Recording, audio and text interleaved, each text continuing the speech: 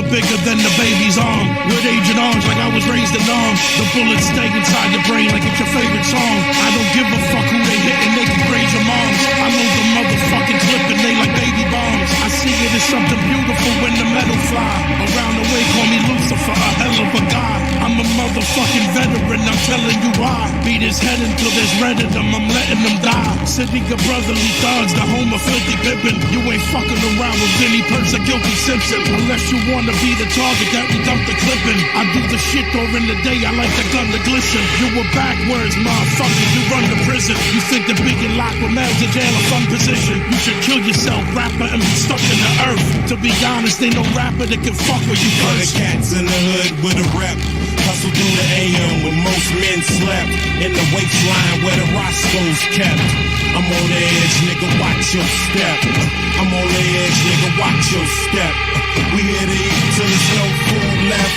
In the waistline where the Roscoe's kept. I'm on the edge, nigga, watch your step. Fast is low pace, my flow lace tracks, this cat a dope bass. And don't waste steps and go chase broads to no place. Mess the streets, impress the freak. Him stressed for weeks, hoes left to meet a guest to cheat and test the sheet. Ripping shows from here to Britain, yo, I'm hitting hoes. Skipping those women that sniff and blow and not getting dough. First degree, murder rhymes, disturb your mind like urban lines. The coke, all these words are signs of Percy P. Amateurs know they can't stand with the pro. My Bronx Angeles flows, those damages blow scandalous foes. Better handle it, yo. I'm getting that booze that are clipping black, spitting raps, hitting cats, I'm kicking whack lyrics to bit and trap. My interviews, yeah, I send a few lines to diminish crews. Some men that do shit like bend the rules. Go for the killer, still finish shoot. I'm so hot, you gotta close shop. You know not to open your spot. When I patrol blocks, you getting no props. For the cats in the hood with a rep. Hustle through the AM when most men slept. In the waistline where the Roscoe's kept. I'm on the edge, nigga, watch your step. I'm on the edge, nigga, watch your step. We here to eat till there's no food left. In the waistline where the Roscoe's kept. I'm on the edge, nigga, watch your step. I'm on the edge, nigga, watch your step. I'm on the edge, nigga, watch your step. I'm on the edge, nigga, watch your step. I'm on the edge, nigga, watch your step. Guilty Simpson. Damage beyond words, descriptions, rough verse inscriptions, wrote by cutthroat, smoke in the alley where the young cats bust toast, pinching pennies to pay up his truck note. My various techniques compare him to Jet Li. I chop with an AK and kick when it's payday. Let's see how many men must test me. Deadly with a pen, let the rest be. Where face down in the playground, 6 feet deep in the sandbox, with my right hand cocks back on the hammer. You rest in peace. I pray on whack cats when I bless the beats. Like priests in the Vatican, heat rat-a-tat-a, then spray up the vehicle your homeboys traveling. Fuck the spots they brag about. We kick your front door in and drag them out. For the cats in the hood with a rep. Hustle through the AM when most men slept. In the waistline where the Roscoe's kept. I'm on the edge, nigga, watch your step. I'm on the edge, nigga, watch your step. We here to eat till there's no food left. In the waistline where the Roscoe's kept. I'm on the edge, nigga, watch your step. I'm on the edge, nigga, watch your step. I'm on the edge, nigga, watch your step. I'm on the edge, nigga, watch your step. I'm on the edge, nigga, watch your step.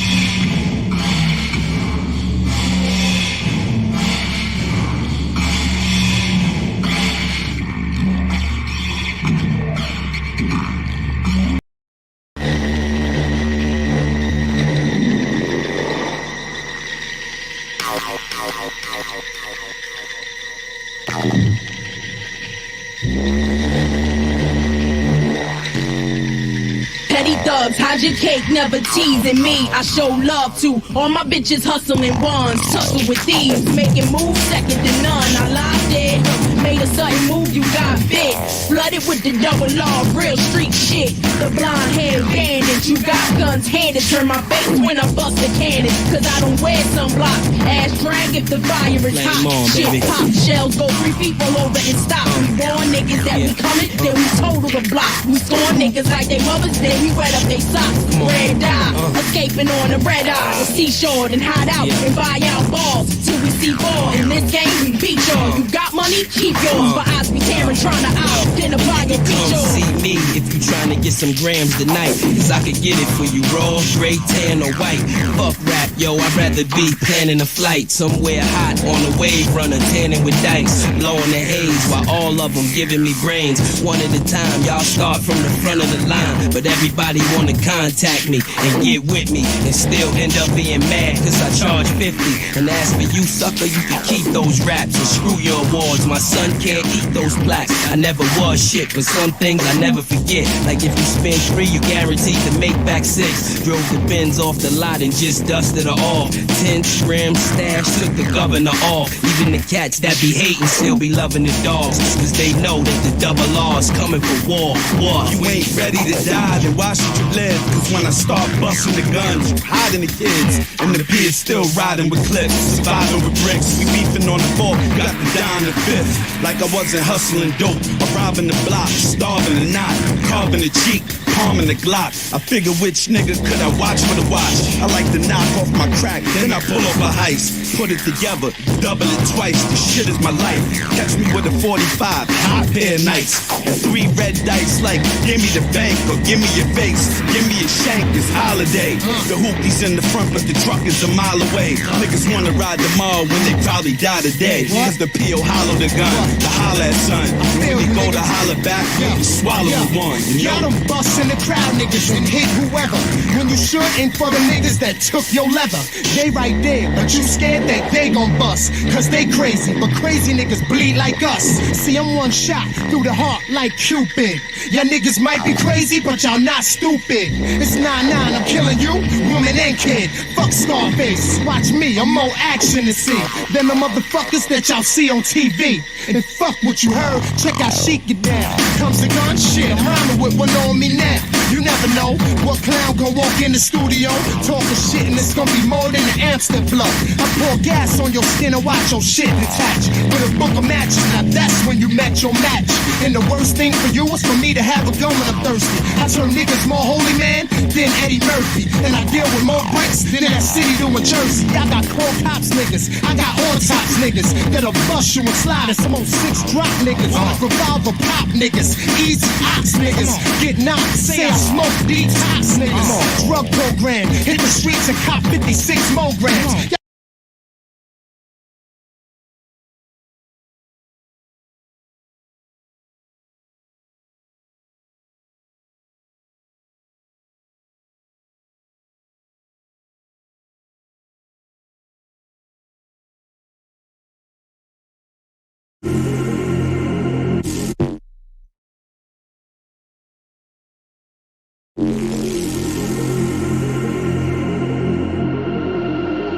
Draw, war, lords. Yo, Slackbox 52, hand combat, man down, now you getting treated like a little youth. Pearl handle, black Ruger popping up, it's the return of the trench coat mafia. You got a click, but I bet they won't die for your last nigga that fronted, I Muammar Gaddafi them. I'm busting lead in, Armageddon, God is 7, top of the dome, it's embedded. I said it, step in the realms and get sweated. My foes get beheaded, live with no edits, shredded. Negative thoughts about the G.O.D., you better dead it, cause that's bad credit. All night, me on the mic is athletic. High height, seeing my sight is like heaven. Fire and flights of bad weather, whatever, get it together, my neck leather. Once again, welcome to the fucking next level. Metal plus netter, stretch limousines, machine guns running up with 26 villains. Fuck everything old, we fight for the children. 10 steps raw, who want war? Raise your swords and prepare for the lords. Running around like lions in the forest, but we came to conquer the land just like Moors. 10 steps raw, who want war? Raise your swords and prepare for the lords. Running around like lions in the forest, yeah, we came to conquer the land just like Moors. I'm throwing flying guillotines from Philistine. King with an illa team to run up in your castle and kill your king. I'm doing my thing, dance with the Lord in the ring, standing firm in the square like Butterbean. I'm hotter than Shambhala, draw swords before Makata. Rude boy shot up for top dollar. I'm not a fake ass rapper that's not solid. I got it, to say I'm the hottest is just modest. My asses can melt down anything, so anything in my lane, man, I'm killing it. 2 bottles of jewels, 1 spoon of ignorance. It's the vigilant spit, chemist is injuring. Any contender wanna act like he bigger than I, it's getting baked and fried, and that's minimum. MCs who wanna compete, I take 10 of them. Clowns in the street want want heat, I got diligence, and that's how it really goes. So get familiar with it and stop looking at the motherfucking videos. Choose your weapon, my tools is lessons, true connections. Wrong draw, you lost your profession. 10-step draw, who want war? Raise your swords and prepare for the lords. Running around like lions in the forest, and we came to conquer the land just like Moors. 10-step draw, who want war? Raise your swords and prepare for the lords. Running around like lions in the forest, and we came to conquer the land just like Moors. Let the rhythm hit him, chew him up, spit him out, get him out. Let's see if the barrel fit in his mouth. Hear the lion roar, what you crying for? I'm at the hot gates, open up the iron door. I'm the king of the jungle, so ready to rumble. Gunshots put the room on humble. I flip beats and make the words tumble and flip bricks and I sleep on a bundle. Claiming you're off the chain, homie, I'm off the board. Dunk in your face, I'm the Lord of War. I'm so much more, you bitches should never step up. I never lit up, you fuckers will never get up. Ice in my veins, ice on my chains. I'm nice in the lane, think twice for your fame. Shoot around like dice in the game, you crap out. Breaking bones when I make you tap out. 10-step draw, who want war? Raise your swords and prepare for the lords. Running around like lions in the forest, and we came to conquer the land just like Moors. 10-step draw, who want war? Raise your swords and prepare for the lords. Running around like lions in the forest, and we came to conquer the land just like Moors.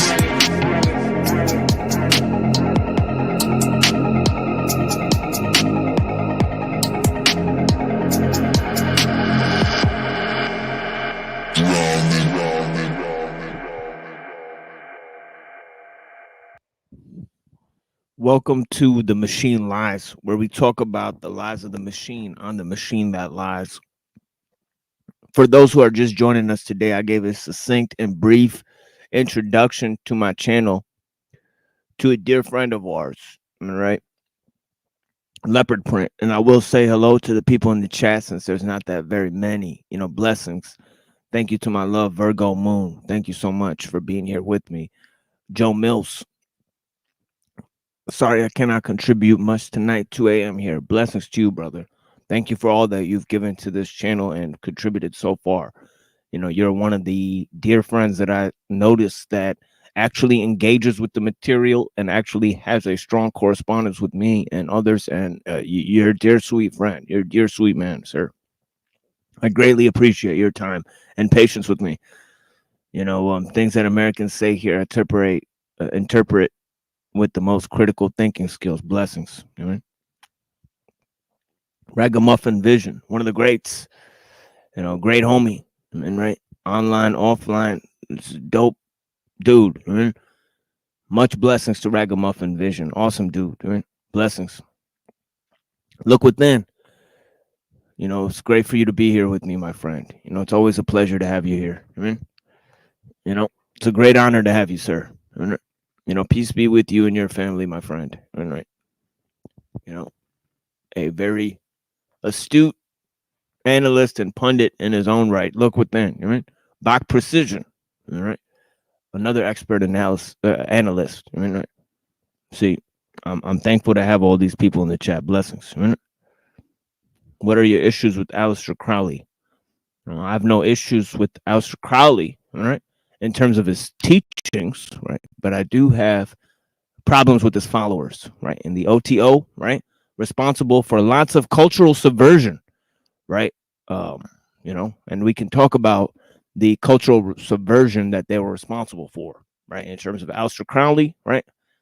And his antics, right? So I definitely don't agree with his philosophy, right? But I have no problem with people studying his literature, his teachings, right, in order to come up with their own conclusions. Listen to everyone, believe in nothing until you can prove it for yourself, right? Don't simply just listen to what I say about these various figures, right? But analyze for yourself, right? The reason is this, right? And this is why we started this channel, right? I gave to a dear friend these reasons, right? I said, right? On my channel, we try to explore the level of fakeness in our world, right? This is why I open every show with welcome to the machine lies, right? Where we talk about the lies of the machine on the machine that lies, right? We're looking at artifice and thinking about thinking, right? Okay. The idea of meta-analyses, the idea of hyperstition, right? Okay. We're looking at artifice, right? Or the act of creation. One way to define the act of creation is through technique, right? And through technologies. Not the same thing, right? Technique is not the same as technologies, right? Yeah, I don't agree with this. I don't agree with do it thou wilt. I don't agree that knowledge is power. I don't agree to those statements. I don't agree gaining knowledge or gaining enlightenment is the goal of this here existence. You know, I think that's false. Try to seek enlightenment through knowledge, right? Is a trap, right? Yeah. Whackness is spreading like a plague. Yeah. Just got fucked up and got paid, but still can't make the fucking grade.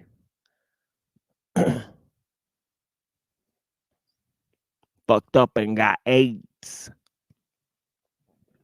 and got played. All right. We're looking at artifice, the fakery, fake shit. All right. The fakeness, the phonies. Okay. We're trying to get a case of the reals, right?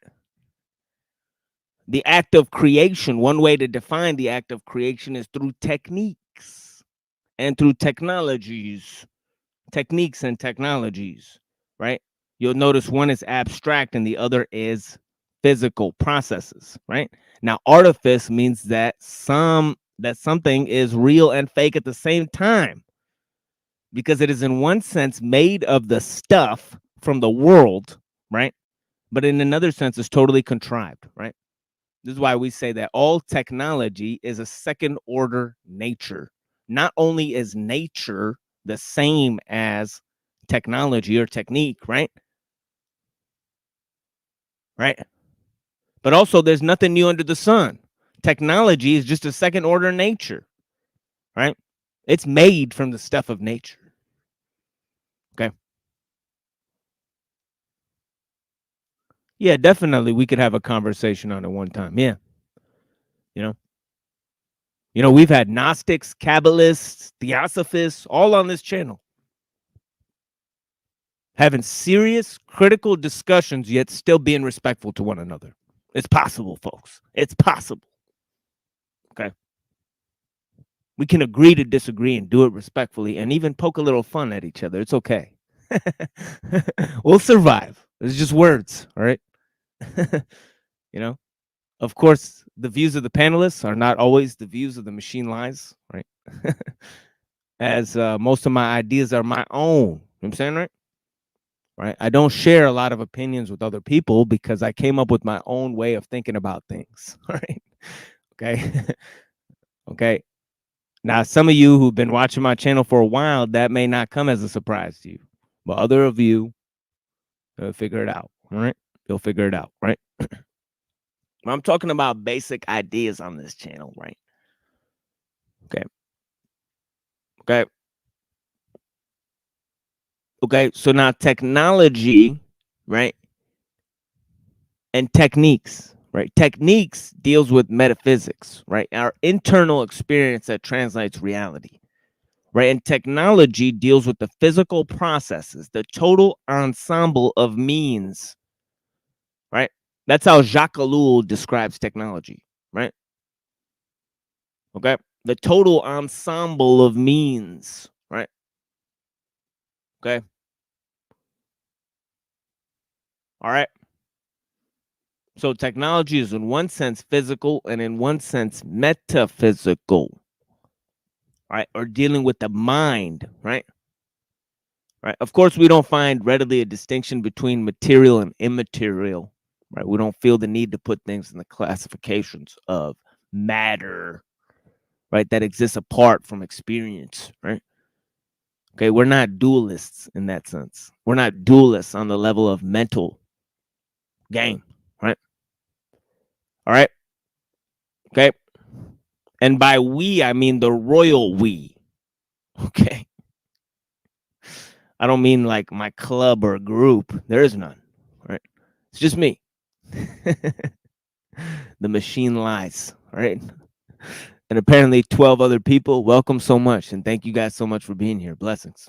Okay. I greatly appreciate you guys for watching me tonight.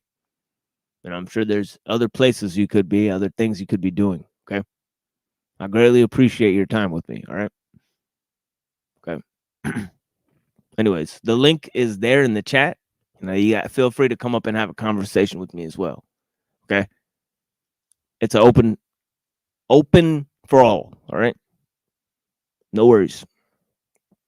Now we'll be reading and going over a few things for an hour. Right. And then I'll actually pin the link up and we'll see where it goes from there. If nobody joins the panel, then in an hour and a half, I'll start basically wrapping up these discussions and then going ahead and playing some music and shutting down my show, right? But it's always great to have discussions, and we've taken part in dozens of those discussions, right? And I'm very thankful to have met a lot of the people, right, that we've corresponded with, right? Okay. But anyways, all right, we're talking about technology, right? Okay. And we don't think it's the same thing as tools, quote unquote, tools, right? Okay. It's much more than tools, right? Okay. All right.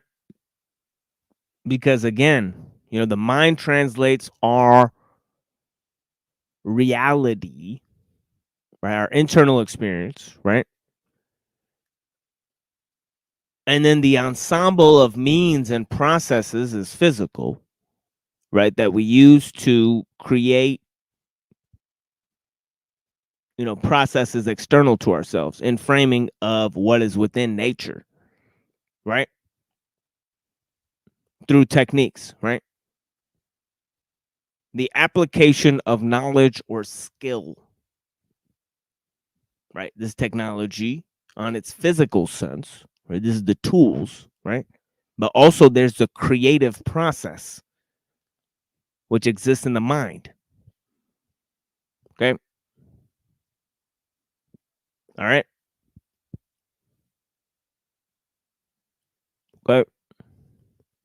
So technology is more than tools. Okay. If technology exists on the level of writing, the act of writing, right, then it exists on the level of the construction of symbols, right? Religions, philosophies, histories.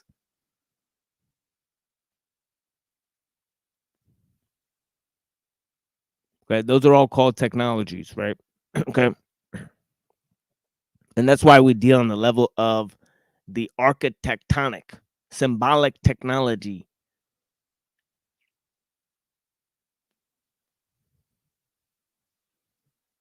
Okay, symbolic technology, the construction of symbols. Man is a symbol making animal. Man constructs symbols, right? He uses symbols to mediate the world around him. All right. So the construction of symbols is the primary technique, right? Religions, philosophies, histories are technologies. They function on the level of architectonic, right? You got to get people to see things on the level of the architectonic. Okay. Okay. All right. You got to get people to see things on the level of the architectonic, right? On the level of the construction of the symbols, right? Okay.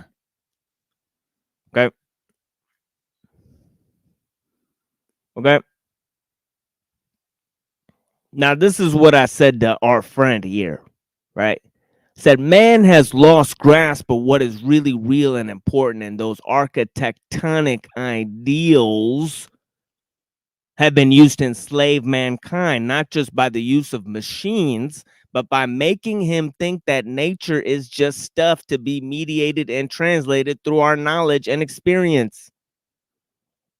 Hence, I try to get people to see things on the level of the real value systems and not just the different forms of naive realism, social conformity, or attention-seeking behavior, right? Right? To quote William Cooper, right? He said basically, right?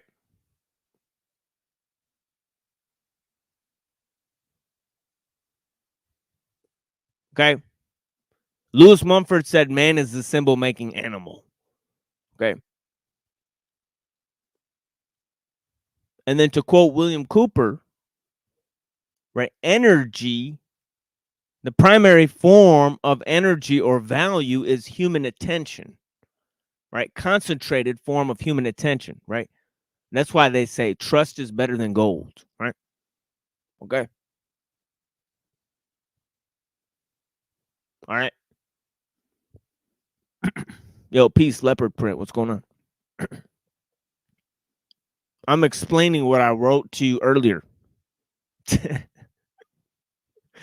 Like in a little bit of greater detail, right? You know what I mean? Because I thought, I was like, why don't I just share this with everybody? Because if I'm going to explain basically what this shit's about, then I should just lay it down for everyone, right?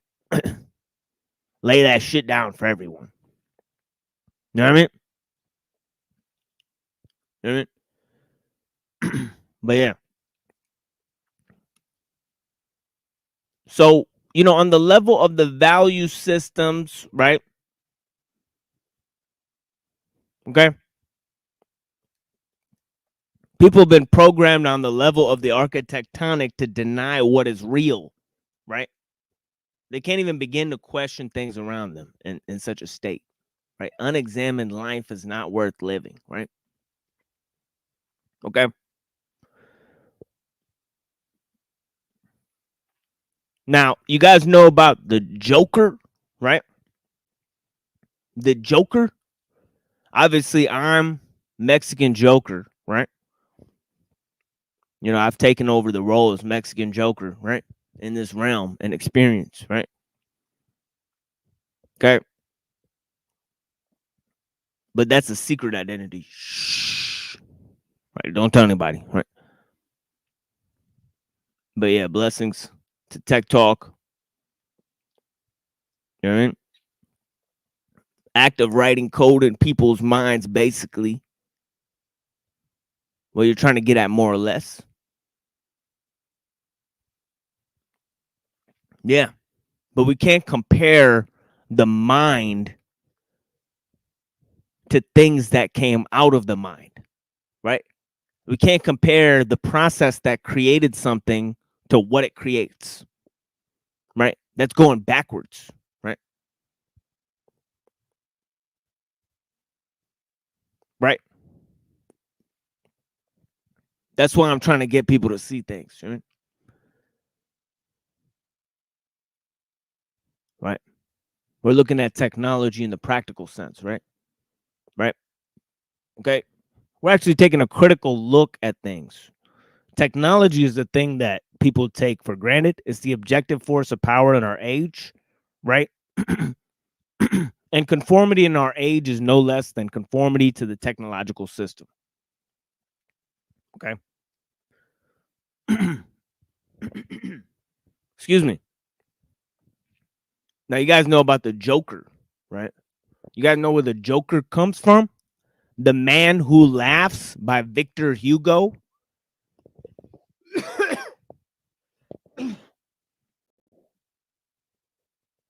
Excuse me.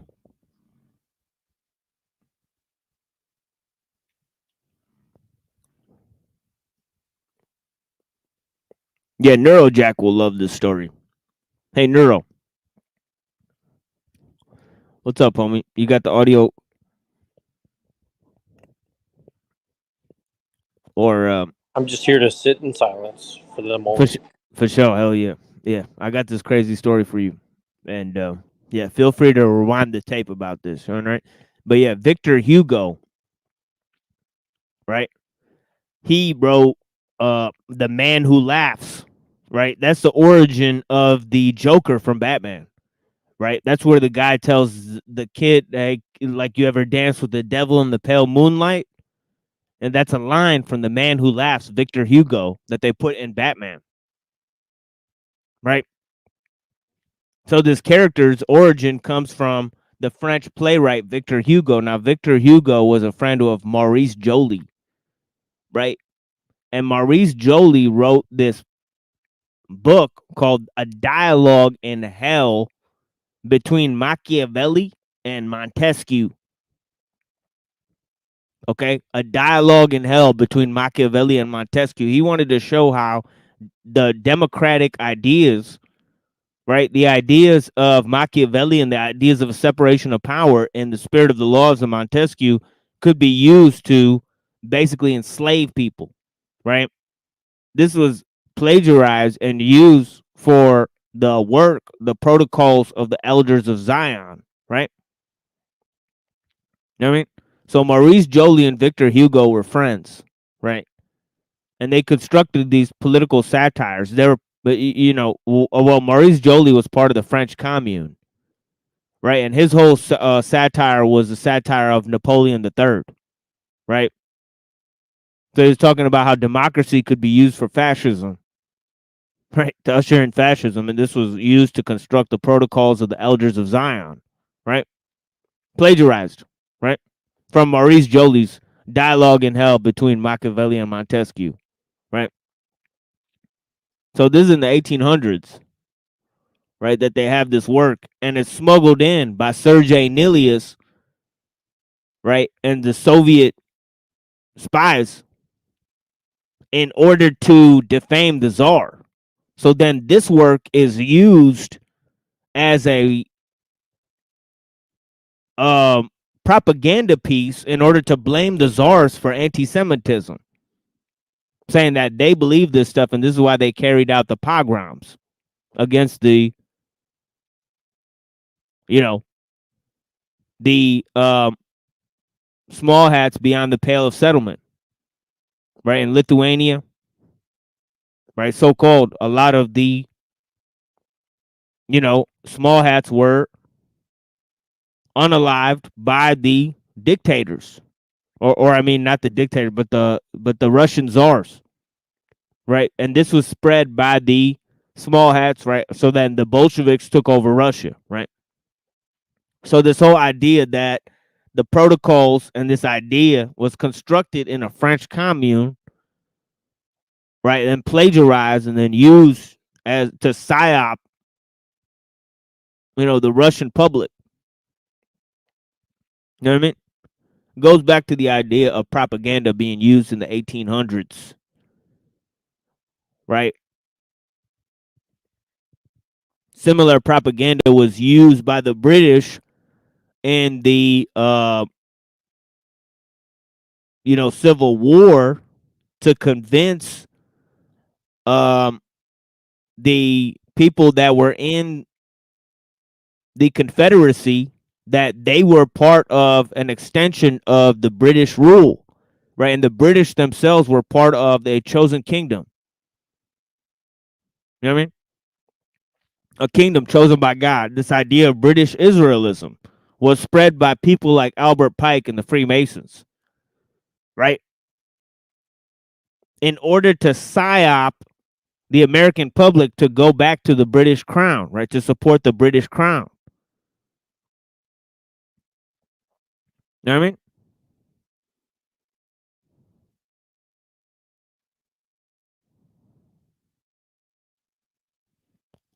So this idea of propaganda again started up in the 1800s is huge. So we were talking about that on the show this morning, how the Fabian Society talked about using cultural subversion tactics, right, in order to usher in a new age, right? So I was quoting John Maynard Keynes and the idea that these people were immoralists, right? That he was spreading immoralism, right? By his own words and admission, right? And this, he's talking about societies like the Cambridge Apostles, okay? Okay, now I was talking about this idea of the tabula rasa, right? And this idea of traumatic repressed feelings, right, being used, right? And how Freud was influenced by the ideas of Mesmer, right? Mesmerism and hypnotism about bringing out these repressed feelings, these trauma, this repressed trauma, right? And these ideas about the tabula rasa and John Maynard Keynes creating credit out of nothing, right? This idea that the mind is the tabula rasa, the seat of chaos magic, right? The replacement of mind with spirit, right? Psyche used to mean spirit, right? And the introduction of art for art's sake, and the introduction of the idea that science, if you know, we can't control the innovation and speed and pace of innovation within the scientific enterprise, right? It's just kind of moving along without human control, right? And the loss of meaning in the form of art, in the form of Dadaism, surrealism, nihilism, all these art movements in the 1800s, right, until the First World War, right, in the Second World War that supported the fascists, right? Talking about artists like William Butler Yeats being in the OTO, Ezra Pound being in the British Union of the Fascists, working for Oswald Mosley, right? So the ideas between radical art movements and radical political movements, right? The link between them, right? In the 1800s, how political and cultural subversion were linked. The use of symbols,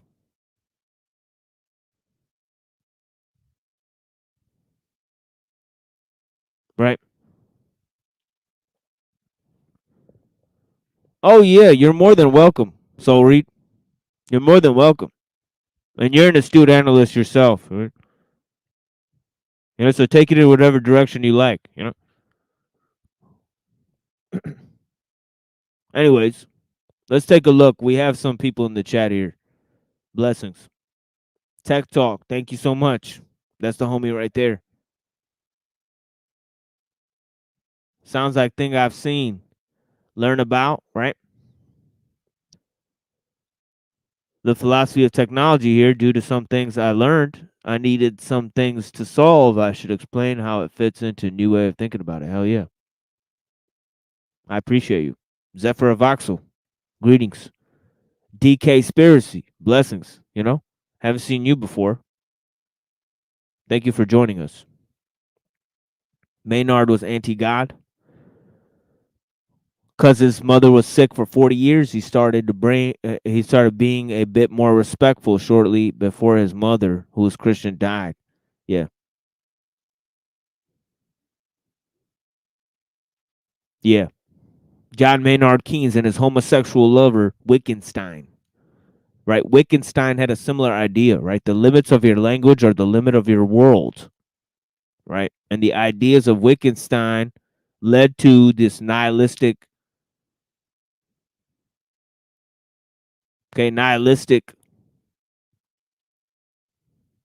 streak, right? And so did the interpretations of Georges Bataille of the writings of Nietzsche. Right? Now we're going to take an intricate look at those ideas and themes tomorrow, right? Okay.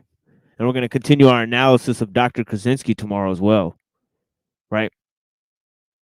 But yeah, thank you guys for joining us. I hope some of those explanations about how reality is being constructed and those symbols we use to manage our perceptions are being constructed, and these ideas don't just come from nowhere, right? They come from art movements, political movements, right? And thoughts and ways into the human psyche, right? For example, Marquis de Sade, we were talking about the invention of sadism, right? And sadist art, right? The combination of sex and violence used in the poetry of Marquis de Sade, right? And his idea that if you could display naked women in the theaters, you could cause a revolution, right? That if you break down the social mores of a society, right, you can then engender social change and political change, right? That political and technological growth go downstream from cultural growth, right? You know what I mean? Okay. We got this guy here. I give him a hard time, but it's okay. It's no worries. Our reality is being conjured, he says. Yeah, absolutely. Yeah, walaikum assalam. Right? Peace be with you. Anyways, let me go to some of these ideas, right? Okay. Okay. Both reality and its descriptions are doomed to be transsubjective. Okay, this is the place where we begin our current analysis. Now, I'm going to read for a little bit. The link is pinned. Feel free to come up, anyone. And for everyone else, thank you for listening. And then we'll play a little music and, we'll figure out what else is going on. Right? And then I'll pin the link. The link is somewhere up there in the chat, though, for anybody who wants to come up.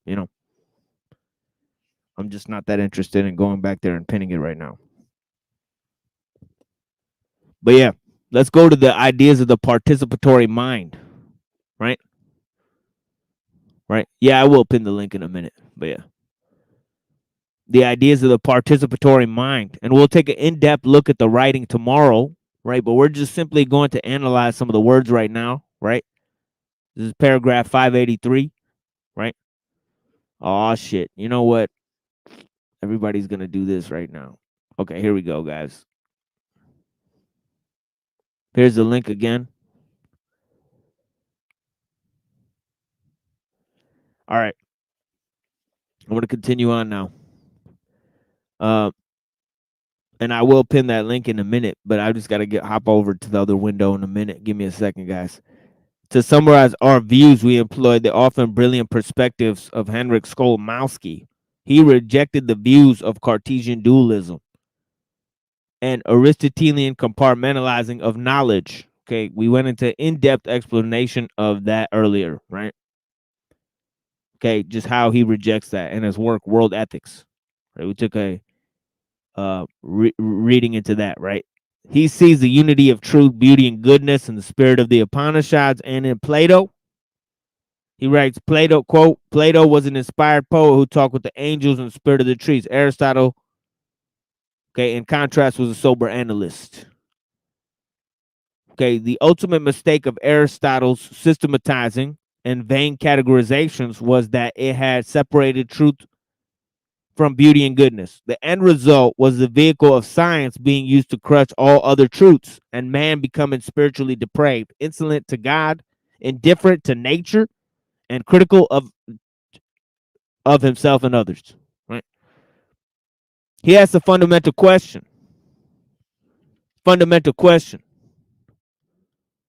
Yeah, blessings, dude. Thanks for joining us. Right? Yeah. That's a line from a Cannabis song. Paranoid Chillin'. It's a Cannabis song. Paranoid Chillin'. Okay.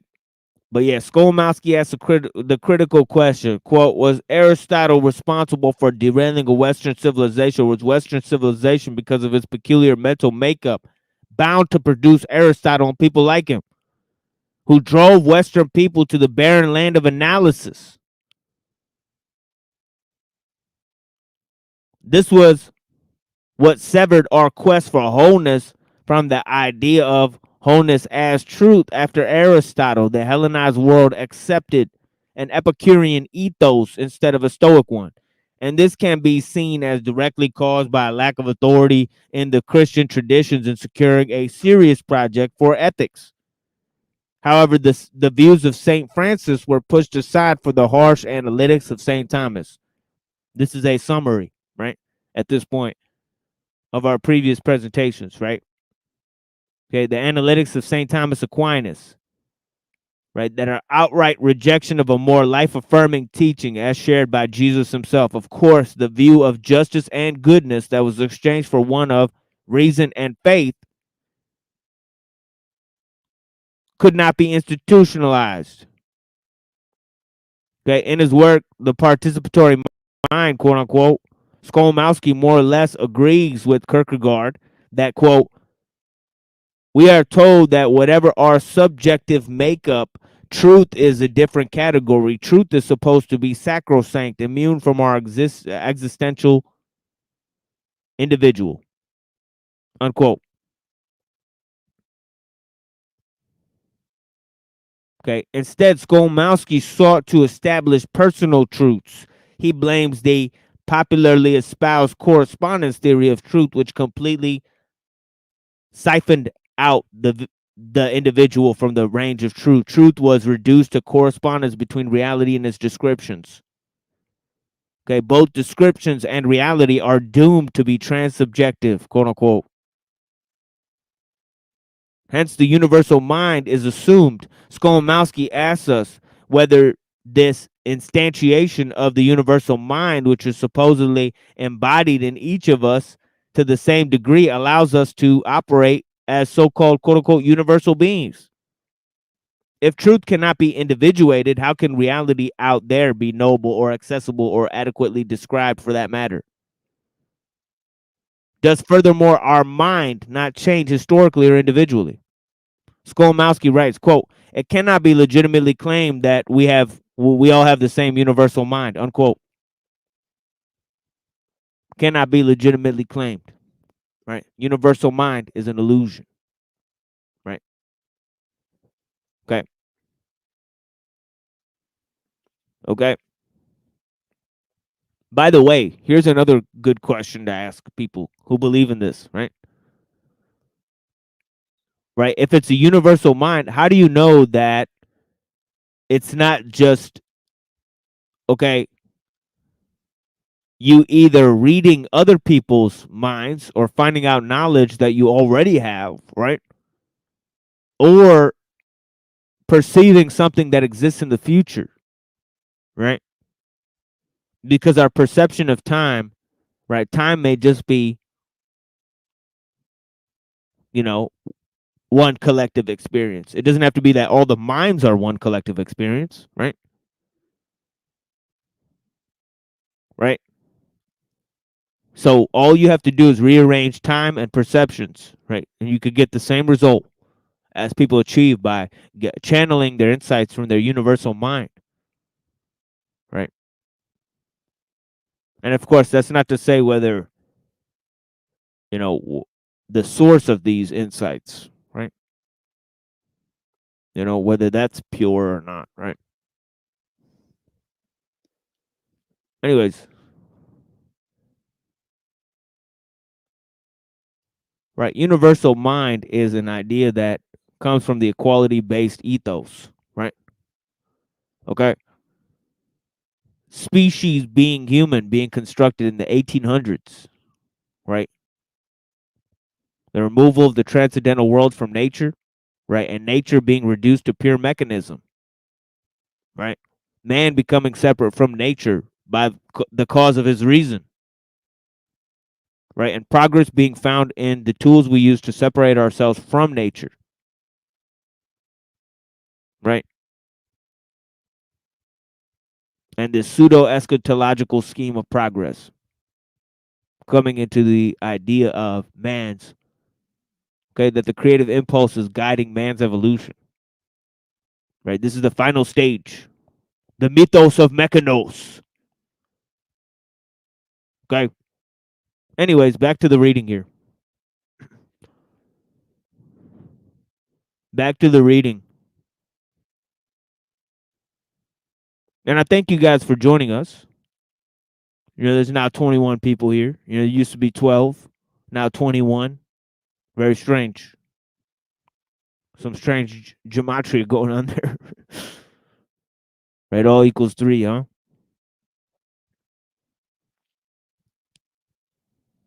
Okay. Further still.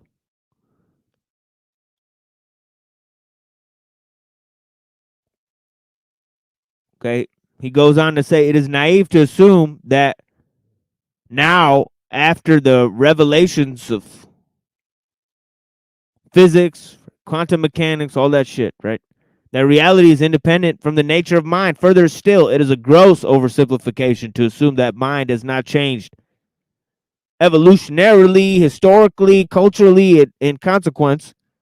As the knowing mind has changed, so have our descriptions of reality changed, so has our truth changed. This replaces the tautological, circular, and unchanging universal truth for our personal truth. Just not only continuity, but also ebbs and flows, according to what knows. What one knows, right? Truth naturally arises in us as a personal revelation. This has little to do with both external stimulus and detached reflection. Truth fills the bearer of truth with the joy and confidence. He carefully identifies the viewpoints that tend to hold us back. He points to the legacy of the Platonic Aristotelian metaphysics, reinforced and legitimized by the metaphysics of Thomas Aquinas. And you could add Maimonides to that list. Add Maimonides to that list, right? Where the Kabbalah comes from, right? And of course, as Jung said earlier, Jung said you cannot understand the theories of Freud without understanding the Kabbalah, right? The whole idea of the tabula rasa, right? And the universal mind are inextricably linked to those theories, right? All right. Separation between the material and the immaterial, right? All that good stuff can be found within the pre Kabbalistic conceptions of Maimonides, right? And you know what else can be found in Maimonides? The entire cosmology of Isaac Newton, right? Of course, when John Maynard Keynes, who admitted that he was a moralist, right, opened up the lost correspondences between Newton and Locke, he discovered that Newton was not only a studier of alchemy, right, but he also corresponded with John Locke on the subject, right, and also he concluded that Newton was a Judaic monotheist from the school of Maimonides. Okay. That can't be true. Yeah, not according to that. Who's that fag? Imperious, Fat Boy. Yeah, he didn't like that very much.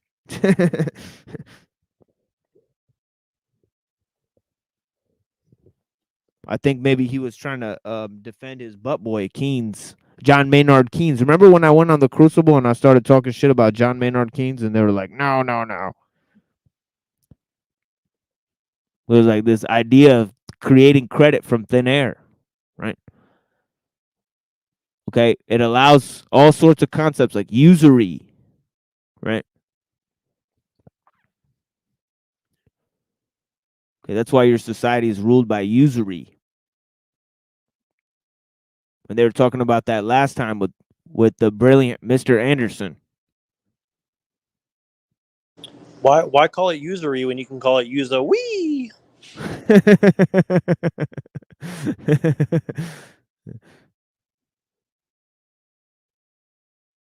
Yeah, exactly.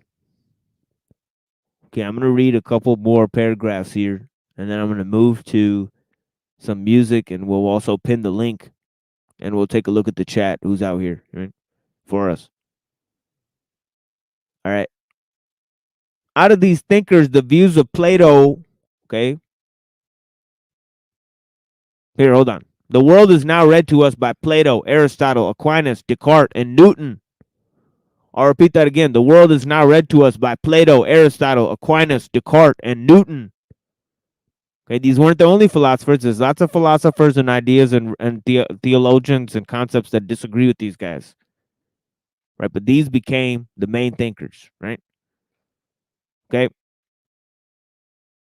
Out of these thinkers, the views of Plato are perhaps the most benign, but also the furthest removed from us. While Plato separated form and matter, Aristotle created a view of perfectibility and teleology. Aquinas separated faith from reason. Descartes separated mind from matter. And Newton and Galileo made nature into a secondary category based on an observable mechanism. Observable mechanisms, right?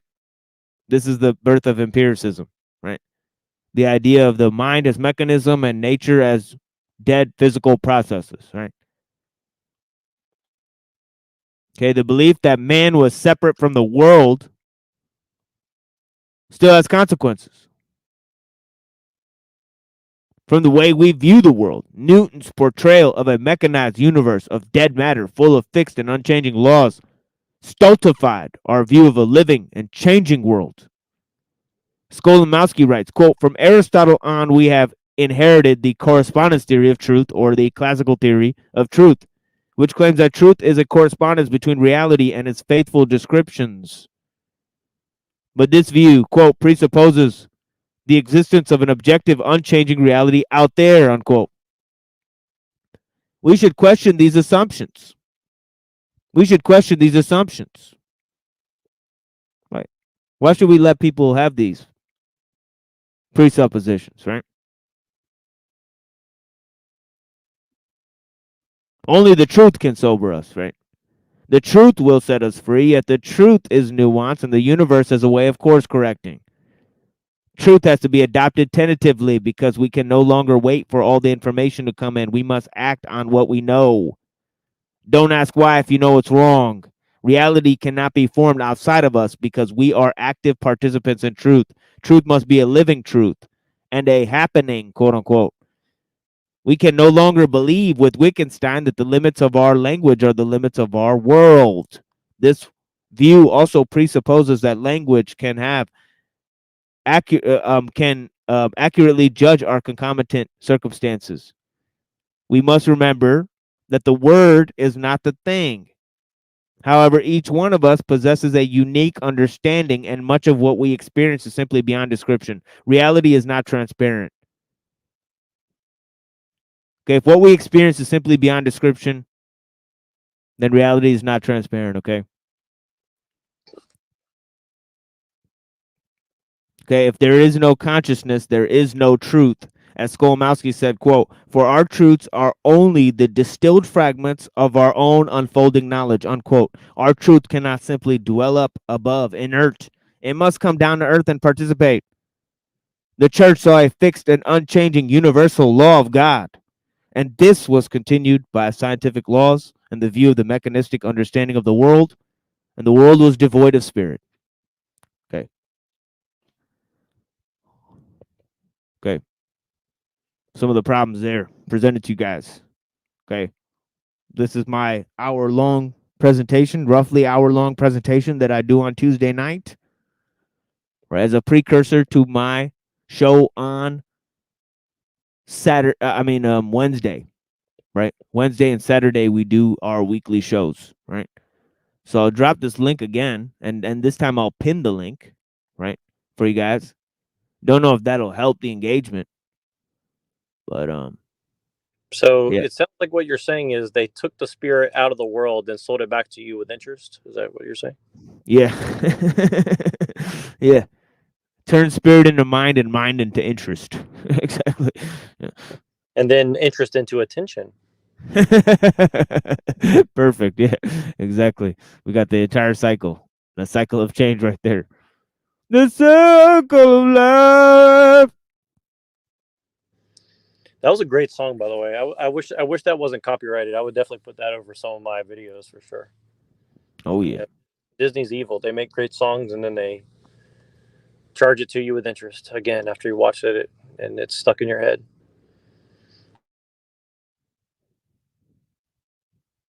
Yeah, well, you know, those Templars were innovative in banking. I heard. Sorry, I'm driving and the guy's driving on the wrong side of the road. He's looking at me like I did something wrong. All right. Yeah, there are those cats out there. But But yeah. And now this dude just like, oh my God. Oh boy.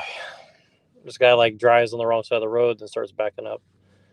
All right. Anyways, so yeah, I was gonna say, I wonder what kind of black magician Disney like. I wonder what occultism Disney and the writers and creators of Disney, like back in the heyday, really were. You know what I mean? Like when you look at somewhere like Disneyland, like I don't think you've been to Disneyland or Disney World, but I've been to Disneyland, and you get a very occult vibe from that place. Like it definitely seems very occult like. And I know everybody knows like the 33 Club and stuff like that. I don't mean that. I mean like it just feels like there's like a feel. It's just a feeling there. Like you get there, it's like feels like it has very magical intent when you go there.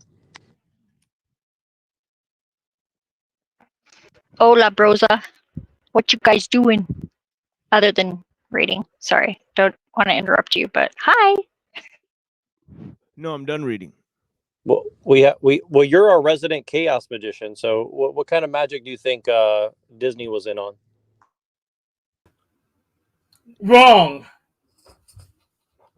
You make Was so it the- many wrong statements, Jack. I'm not. Was it the Kabbalah, Hank? Well, she said she's the resident chaos magician. I preceded her, so Well, she said. I think she said she's a chaos magician just as you are, but I could be wrong. so now she's the resident chaos magician. Then, if you have more than one of them, Yeah, so that was kind of like insulting, I guess, to him. So I apologize. no, I mean, and I'm gonna bury Neil Jackson more because he's always on this everything's Kabbalah thing. If everything's Kabbalah, then nothing is. Well, Isaac Newton seemed to be. Wait, was Maimonides Kabbalah? Pre Kabbalah. So he's like the prequel to Kabbalah. Yeah, basically. He helped construct what is known as the Mishnah Torah. His explanations that were then used for these Kabbalistic texts. Yeah. So if everything's included in your model, then you probably need a smaller model. Otherwise, you won't be able to know what things are. That's why I reject any theories of everything because they don't do anything useful. As the ultimate chaos magician, I can just invoke getting a smaller hat, and then I'll always be right. If you say so, but the thing is, right? The way I use it means that you can predict things better. And if you're just surprised by everything, then I'm not sure how right you are. Well, the way to not be surprised by shit is to research what has happened in the past and what they're doing right now. Affirmative. It seems pretty obvious to most people what's going on. Some refer to it as biblical, others refer to it as prophecy. But it's can not see obvious what's to most happening. people. No, it's negative. definitely heading towards some sort of like climax. Is basically all I can say. Well, you're in a homogenized community because that's what all the conspiracy theorists said throughout the ages. But it's going to end soon. It's going to end soon. Well, define what soon means. I didn't say that.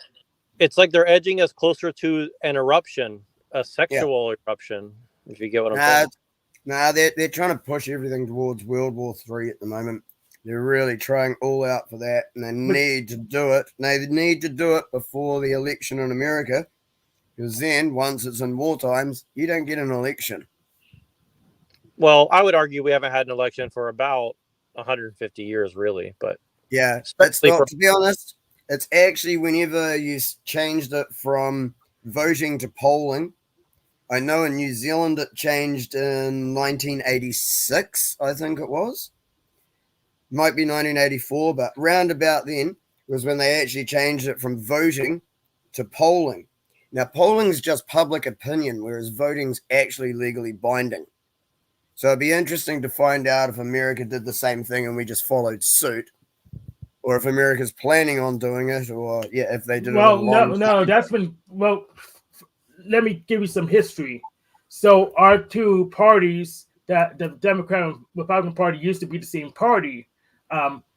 When the country started, the Democratic Republican Party used to have other parties called like the Whig Party, but those things are gone. But the current set of parties, what used to be the same party, and we had we have a first past the post system. So whoever gets slightly over wins out entirely, and we don't have any parliamentary system. So minority opinions get snuffed out. So it doesn't matter about the other stuff because we had way bigger issues getting us here. Well, Hank, I gotta correct you really quick. Sorry, really quick. First of all, history is racist. American history is more racist, and the most racist is American History X, as you know. Do you think I care about being racist? You honestly think I care? Can I actually expand on what you were just saying, man? Because it's kind of close to accurate. The way that democracy works is a bell curve. I think I have to do it backwards here because everything's mirrored.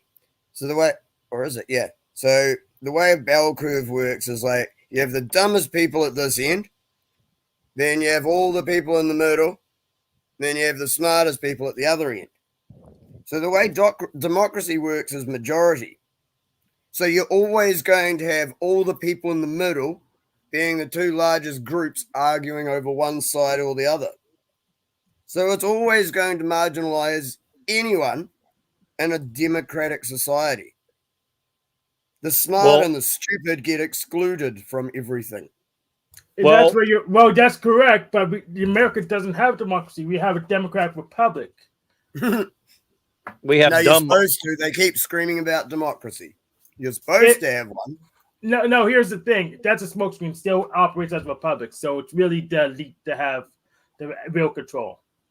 Well, so the rabble get to vote every other year, but the elite get to vote every day in the stock market with their wallet.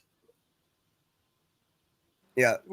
Did you know there was a run-on in, what was it, the Tel Aviv Stock Exchange and the Wall Street Stock Exchange for 5 days before the Hamas attack last year, all betting against Israel for 5 days before it happened. You want to tell me they didn't know that shit was happening? Holy crap. Yeah, they knew or they guessed really well. Well, if you I've seen some of the people that used to not like small-hatted people very much that have started following trade publications, like in the mining, weapons manufacturing, etc. And they've kind of been able to read the tea leaves via trade publications pretty well, where you kind of see this company's moving into Ghana, this company's moving into UAE, this company's setting up a contract for this type of weapon in this area to be delivered on this month and this date. So you kind of start seeing that the drone stuff, right? They have all those little drones that have now suddenly just appeared on the battlefield, right? So yeah, I think that this is like a test run of some much more AI driven systems of weaponry, if you kind of get what I'm saying, 100%. AI is poised to take over humanity. Why do you think they're changing the climate? No, hold it.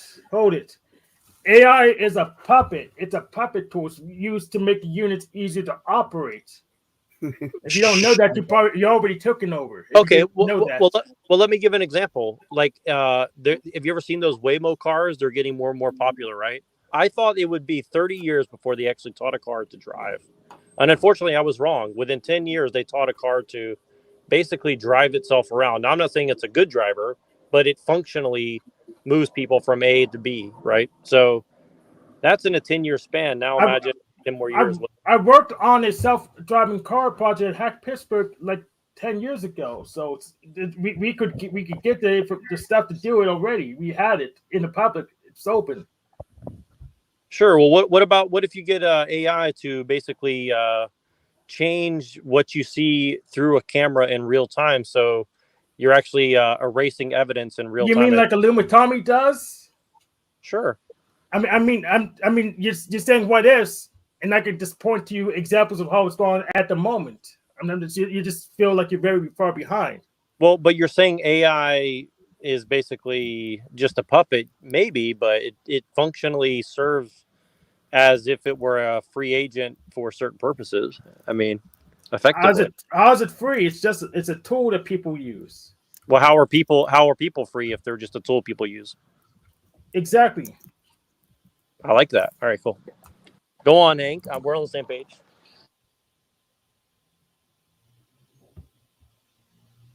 So go on. I'm just saying. Yeah. You're saying what if? I mean, the stuff is just literally right in front of you. Yeah, this is a real. This is a crazy quote from the Republic of Plato. You know, he says, and does not tyranny spring from democracy in the same manner as democracy from oligarchy? I mean, after a sort, how? He asks. The good which oligarchy proposed to itself and the means by which it was maintained was excess of wealth. Am I not right? He says, yes. Then he says, and the insatiable desires of wealth and the neglect of all other things for the sake of money getting was also the ruin of oligarchy. True, he says. And democracy has her own good, of which the insatiable desire brings her to dissolution. Same cause of ruin. Right? He says, what good? He says, freedom, I replied, which, as they tell you, in a democracy is the glory of the state. And therefore, in a democracy alone will the free man of nature deign to dwell. Now, this is interesting what he says next. He says, yes, the saying is in everybody's mouth. I was going to observe, right, that the insatiable desire of this and the neglect of other things introduces the change in democracy, which occasions demand for tyranny. How so? When a democracy which is thirsting for freedom has evil cupbearers presiding over the feast and has drunk too deeply of the strong wine of freedom, then unless her rulers are very amenable and give a plentiful draught, she calls them to account and punishes them and says they are cursed oligarchs. And above all, I said, and as a result of all, see how insensitive the citizens become? They chafe impatiently at the least touch of authority. And at length, as you know, they cease to even care for the laws, written or unwritten. They have no one over them. They will have no one over them. Yes, he said, I know it too well. Such, my friend, I said, is the fair and glorious beginning out of which springs tyranny. Glorious indeed, he said. But what are the next step? The ruin of oligarchy is the ruin of democracy. The same disease magnified and intensified by liberty overmasters democracy, the truth being that excessive increase of anything often causes a reaction in the opposite direction. That's some deep shit. I'll read that again. The truth being that the excessive increase of anything often causes a reaction in the opposite direction. Okay, you think Newton wrote that? Nope, Plato wrote that.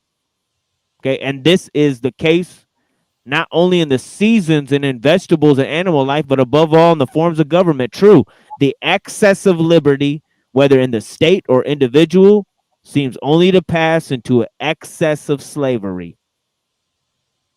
Yes. You know, and the same thing's true for access to slavery. It will lead to freedom somehow. Excess of liberty leads to excess of slavery. And as it just said, too much of anything is going to lead to. It also said the cup of evil bears like fucking these pedophiles. Here, hold on. Don't interrupt him. Here, hold on. Don't interrupt him real quick. You can talk after. Here, hold on. Goblin, finish what you were saying. And just like you were saying, too much of anything is bad, and that would apply just as well as our food, as well to technology, in my opinion. Oh yeah, you're go ahead. Drunk. You have no clue what the fuck you're talking about. You're drunk. That's evil. That's cup of evil bearing. Just like that said. He's chilling. He's chilling. People are allowed to drink on the panel for sure. Evil bearing motherfuckers, dude. Yeah. No, I feel you. Drinking's a bad habit, but people are allowed to drink on the panel for sure. You know. You know what? He's so drunk. Hey, no. Here's the thing, TML. If you're gonna encourage a drunk to be a drunk, I get it. But this guy has showed us how, like, he literally talked to a fucking video for over an hour and a half. He's a drunk. Nothing philosophical that you could say. You're drunk, bro. You're fucking drunk. Hank supports vaccinations Are and you pedophiles. acknowledging the NeuroJack fact that you're supports bringing pedophiles. nothing but false claims? No. I don't know about these two. I'm not going to get into it with Cypher or the other one, but we know that Hank is vaxxed and pedophile supporter. No, okay, calm down, Officer Snaps. I have a question for you. I have a question for you. I'm just going to talk over you. I'm a moderator. Just like Plato said, just like Yo, Plato said, Snafu, come yo, from Snafu, evil. cool your jets. Yo, cool your jets and let the other people talk for a second. But yeah, go ahead, Hank, or Oh, by the somebody way, else. Hank, I talked to your church today. Here, hold on. Here, hold on, By the homie. way, Hank, Here, hold hey, on, we homie. talked to Hank's Homie. church today. I know. That's okay. Let him let Hank talk. Let Hank talk on his own real quick, and then you can respond to him. They're not going to do shit he because they're admits virtually that evil. he's basically They're not going to do shit, Officer Snaps. Monkey talk. Let And Hank neither talk. are you. Hey, Hank, what are you gonna? Yeah, because Hank will start yelling. So let You're Hank a say what he's back gotta say. fucking Go ahead. gay monkey, Here, bro. okay. Once I I ain't gonna say it again.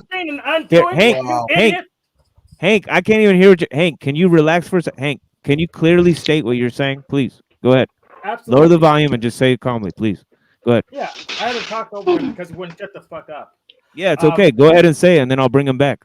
Yes. So I asked him if Officer Tarek had the courage to call my so-called gay church, and it turns out he didn't because Officer Snaps had to do it himself. And I know that they're not going to do anything because they're just virtue similars. All right, for sure. Yeah, yeah. So we'll ask him. Yeah, did you? Yeah, so you calling the church or what? What's going on? What are you calling churches for? Hank did this whole thing where he said, "Call my church," and then he got scared and realized, "Oh, if they interfere with my life," but you forgot, Hank. You invited us to call your church, and they're not very happy that you're promoting prostitution, showing their church. No, trust me, we have a meeting with the leaders. Shouldn't you worry about your kid? I'm gonna go there tomorrow. And I Don't have you worry a about your phone kid. call meeting. Worry about Hey, your kid. JG, Worry go about beat your up a kid, you bum. deadbeat Another dad. Get a evil, life. just like Plato said, evil up in this bitch. I'm not fucking with NeuroJack, pedophile, evil supporter, Hank Jackson, pedophile supporter, Goblin, pedophile supporter. Time machine tell me to make different medical decisions. I can't say that My on daddy JG. doesn't love me. Seems like you My daddy doesn't love me. Hey, you know what Zephyr is? Project Pogo, Zephyr. Your name is what I expose you. Stop trying to act fucking like a kid. man. You're Might a wanna bum, look into dude. what I'm You about. don't work. You rely on the welfare. You don't take care of your open kid. that You're mouth not a more, I'll fucking take man. something Shut in the it. fuck up. Let's Shut see up, that mouth man. open up wider, bitch. You don't even know what Zephyr is, or Project Zypher. Do you know what Zypher is? Tell us what Project Zypher is. Hey, just to get some clarity, Yeah, for sure. where's the proof of all these accusations you are He throwing? ain't got no proof. We've been through this before. Yeah, I know that's okay. Because, Hey, we know Hank admitted he's a back. Hey, Hank admitted Here, hold on. he's been back. Here, hold on. Let our guests talk real quick. Go ahead. And he's got proof of the stuff he's saying, then that's a whole different story. But if he's just spouting off word of mouth fucking bullshit he heard online somewhere, then it's a waste of fucking time, and he's just trying to run you down and disparage you. So Yeah, this 100%. needs to actually be clarified, because if he's making actual libelous statements against you with no backing, so keep that shit in mind. You guys can sue each other in America. Remember that shit. Yeah, but I think he knows that people don't have the resources. But yeah, JG, what were you saying? Because he was cutting you off too. I'm gonna confirm with the church that he even called. I could sue him under Pennsylvania law. So Yeah, JG, you talk, and then I'll bring him back. Hi, JG. I just had a shit on him, man. I'm tired of hearing this faggot. I got to shit on him. Somebody's got to do it. Yeah, I mean, he's doing a good job of it himself. It's been years that he's been doing this to several people. He's Hey, a worthless TML. shit. TML, let me ask you this. No, let me talk to TML I for a got his second. topics. Okay, let me ask you this. Have you ever thought of why these fuckers don't bring me to court? I openly say bring me both criminally or civilly. They know what we have. Bro, Well, I have just think real whistleblowers, real yourself journalists. up and you got a hole We've in been, your head. it's because it costs money. When I say, I stand by what I say. You should start thinking, but if you don't have why proof, they're like not it bringing doesn't me to matter. court. Hey, Okay, send me an address. Yeah, we have and I'll 100% send you a proof. report. I stand How by about what I that? say when I say the pedophile link, Right, but or if the you had, criminal link, or but the here's the thing. Just a sec. Chill. If you actually have the evidence, you can take it to a lawyer who will do it. Right, exactly. Bro, Right. do you not understand our president is sniffing children's hair? Do you Right, not like get you're our the president is sniffing like here, children's hold on. hair? Here, hold on, Snafu. Here, hold on, Snafu. What he's saying is right. Is that other people shouldn't be taking you to court. You should go to court for because you're the one claiming that people committed the crimes, right? So you got to take them to court. You got to be taking these people to court straight up. You got to take them to court 100%. Yeah, if you're the Yeah, he's one right. with the proof, you have. Yeah, if you're the one with the proof, you mean? These And are I got my people friend. involved with big tech.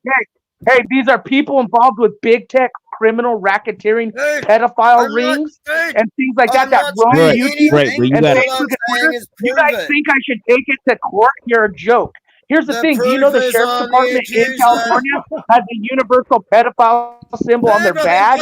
You motherfuckers don't get how deep the satanic agenda is with big tech or these fucking piece of shits on YouTube. You were a slave saying, take it to the criminal.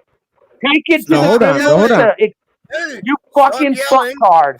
You fucktard. If you're not gonna take it, I to court, haven't, homie. post your That's proof. why they don't want to bring me to court. But again, these are big tech criminals. You fuck. Dumbass. You don't think but- some, yo, you but don't real think some talk- big techs are into pedophilia with our same? lies on you. Dumb fuck. Hey, The drink another burden beer. of You're proof drunk too, huh? lies I on can you. tell the You're strong ass making guys the are drunk too. accusation. I can Yeah, tell. hold on. You're Yeah, hold on a making second, the everyone. Yeah, hold on a second, Demonic everyone. substances Man, on I your gotta panel really are just actually, you know what? I'm gonna bring everyone back in just a second. Give me a second here, because everybody, you know what I mean. Assalamu alaikum, brother Isa. How you doing?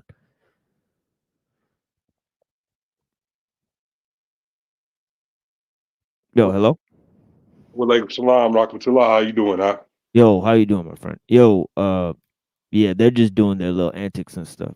Yeah, assalamu alaikum. But yeah, the thing about it is that, you know, he does make a valid point, and I want people to consider, you know, he did make a valid point in terms of, you know, the criminal system is itself full of the same type of scumbags. You know what I mean? You're talking about the type of people he's talking about. I mean, so he's absolutely right in that sense. You know, I definitely support Salam Snafu's alaikum. statement that It's an echo in here. Oh, really? Yeah, I don't know if it's me or Yeah, I think it's just you because I can't hear echo. Can anybody else hear echo? Because I'm not hearing. Yeah, I'm not hearing the echo at all. I'm not. I mean, is it me? Like, I can mute my mic if it echoes. No, I don't and think. shit. No, I don't think it's you. You were muted when he said that. So, yeah, it's got to be you, Issa. Maybe No, you it- got. yeah, it's like Yeah, it's a little slow. I'm a bag out and come back in. All right. Now, do you All right, still for sure. do you still have the volume on YouTube? It'll be echoing for you if you still have the volume on YouTube. And I'm gonna bring everyone back here.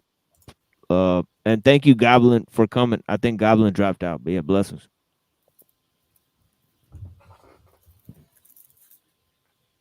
Hey, This has been TML. an interesting panel for TML, my first let time me here. holler at you for a second. Hey, can me and you Oh holler yeah, for we a second, get interested. one-on-one? You want one-on-one with me? Oh Yeah, I yeah. want Where one-on-one did, with you. wait, hold on. Oh yeah, and Issa's gonna come back in for sure. Well, we'll wait for Issa to come back in. Okay. You could have a one-on-one problem. with me for sure. Okay, I'm gonna have a one-on-one with Snafu. So hang tight, everyone. We'll talk to Snafu. Go ahead, brother. What you got for me?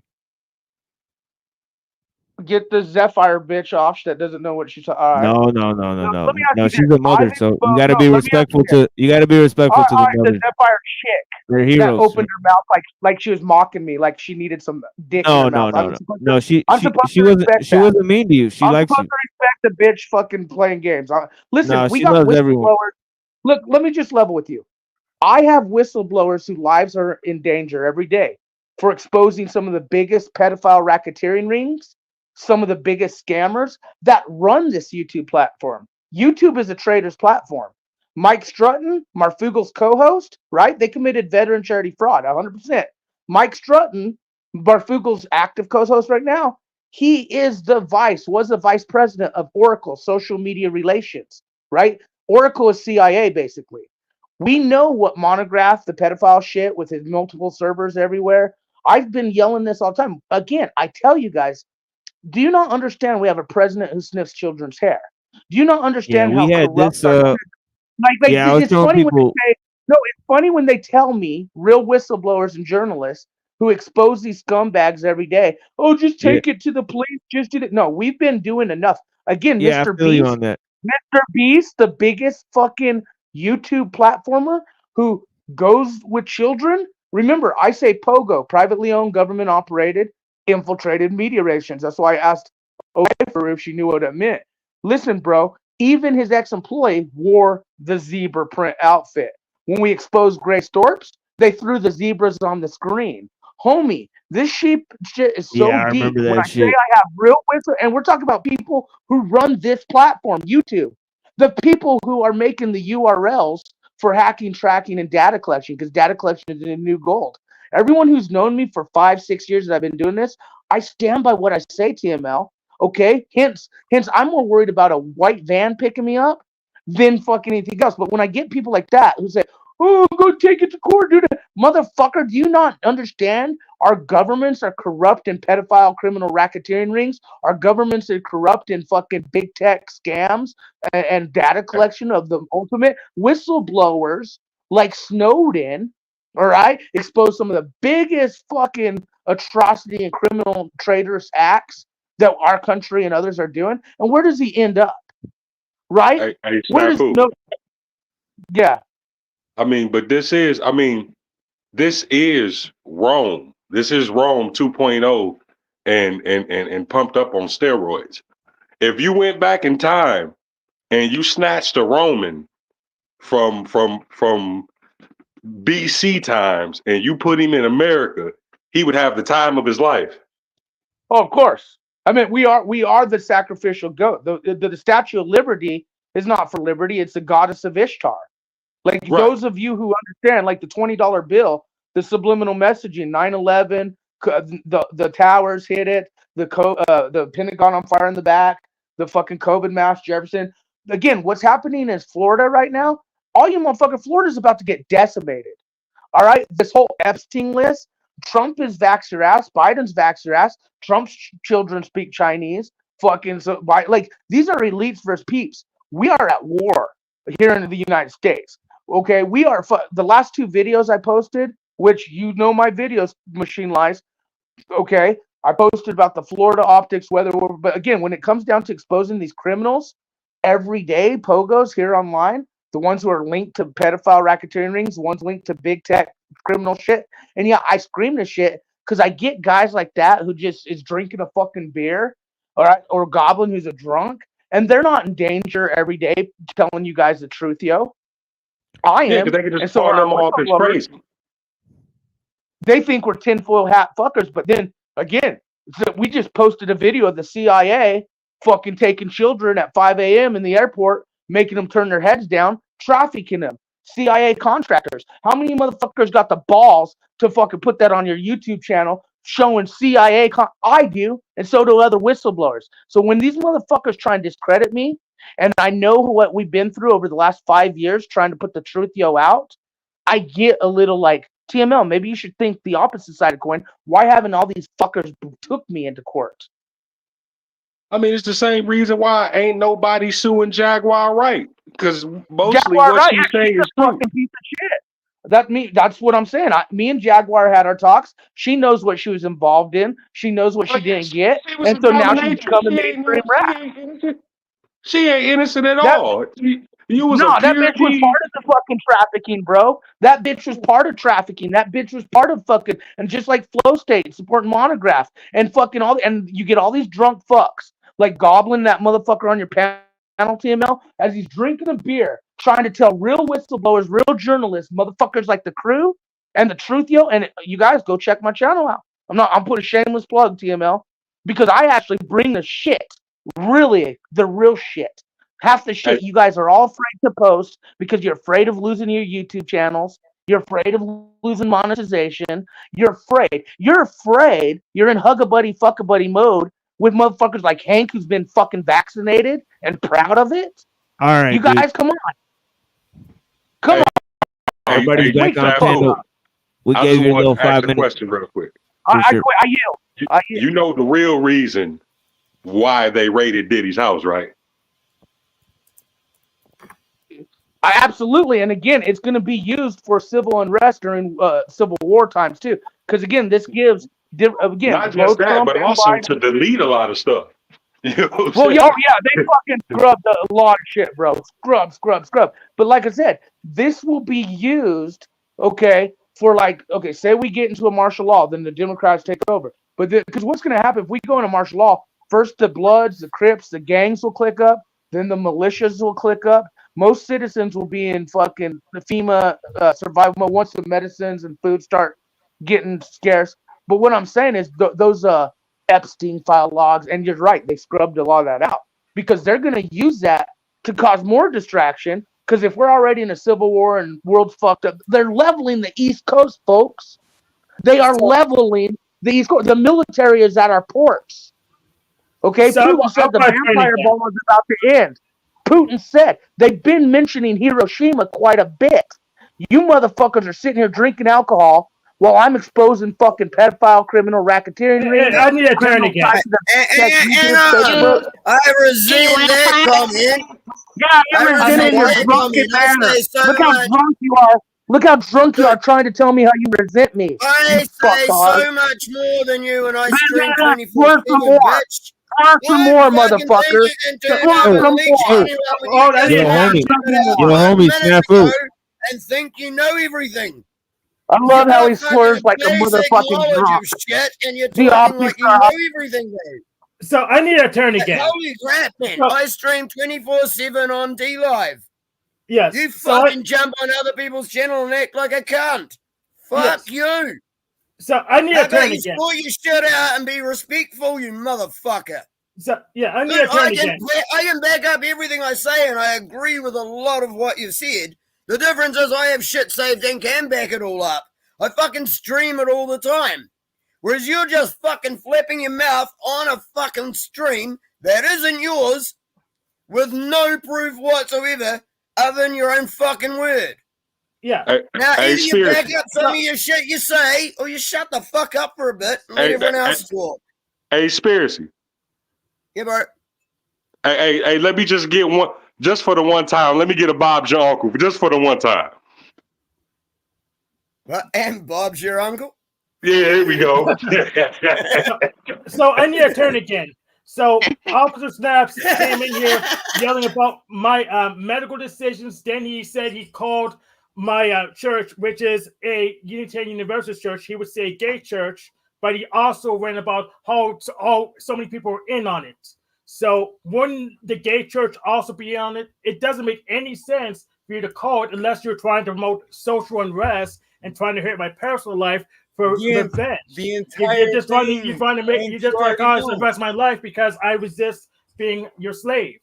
This is ridiculous. You already know that all it's going to do is make me more angry, make me act out. And so if you run his behavior back to him, like he always says, oh, the optics are high, right? When you look into Snafu's optics, okay, it's all Q-tard shit, okay? So he is already presenting a psyop off top. And this is where he's stuck at. And that's just one example. Yeah, the whole Q thing was pretty much predictive programming. They've told you what they were going to do. Yeah, and what they want is social unrest. They want civil war, but they take all the stuff. And he's but what I mean is, he can get some of the stuff too, and he's stupid. Exactly. That's why they're doing culture war right now. They're doing religion war. They're doing spiritual warfare. They're doing mental warfare. They're doing silent weapons for silent wars type. You know, all types. Yeah, we know who it is, but we know who it is, but we can't say it on here. The only really true religious warfare. Don't get me wrong; they banging on all faiths. But Islam in particular, because Islam and the Western world cannot mix. Let me explain myself when I say that. The Western world is built upon everything that is illegal in the Islamic religion. Okay? You take away the porn industry, billions of dollars gone, because we don't allow porn. You take away alcohol, that Muslims don't allow. Billions of dollars gone. You take away interest and usury. More billions of dollars gone. You know what I'm saying? So Islam is in direct conflict of them conquering the world. Like I see, I see a lot of my friends because Islam's like, part of the West. Islam's built into It the West. is now, but it has always no.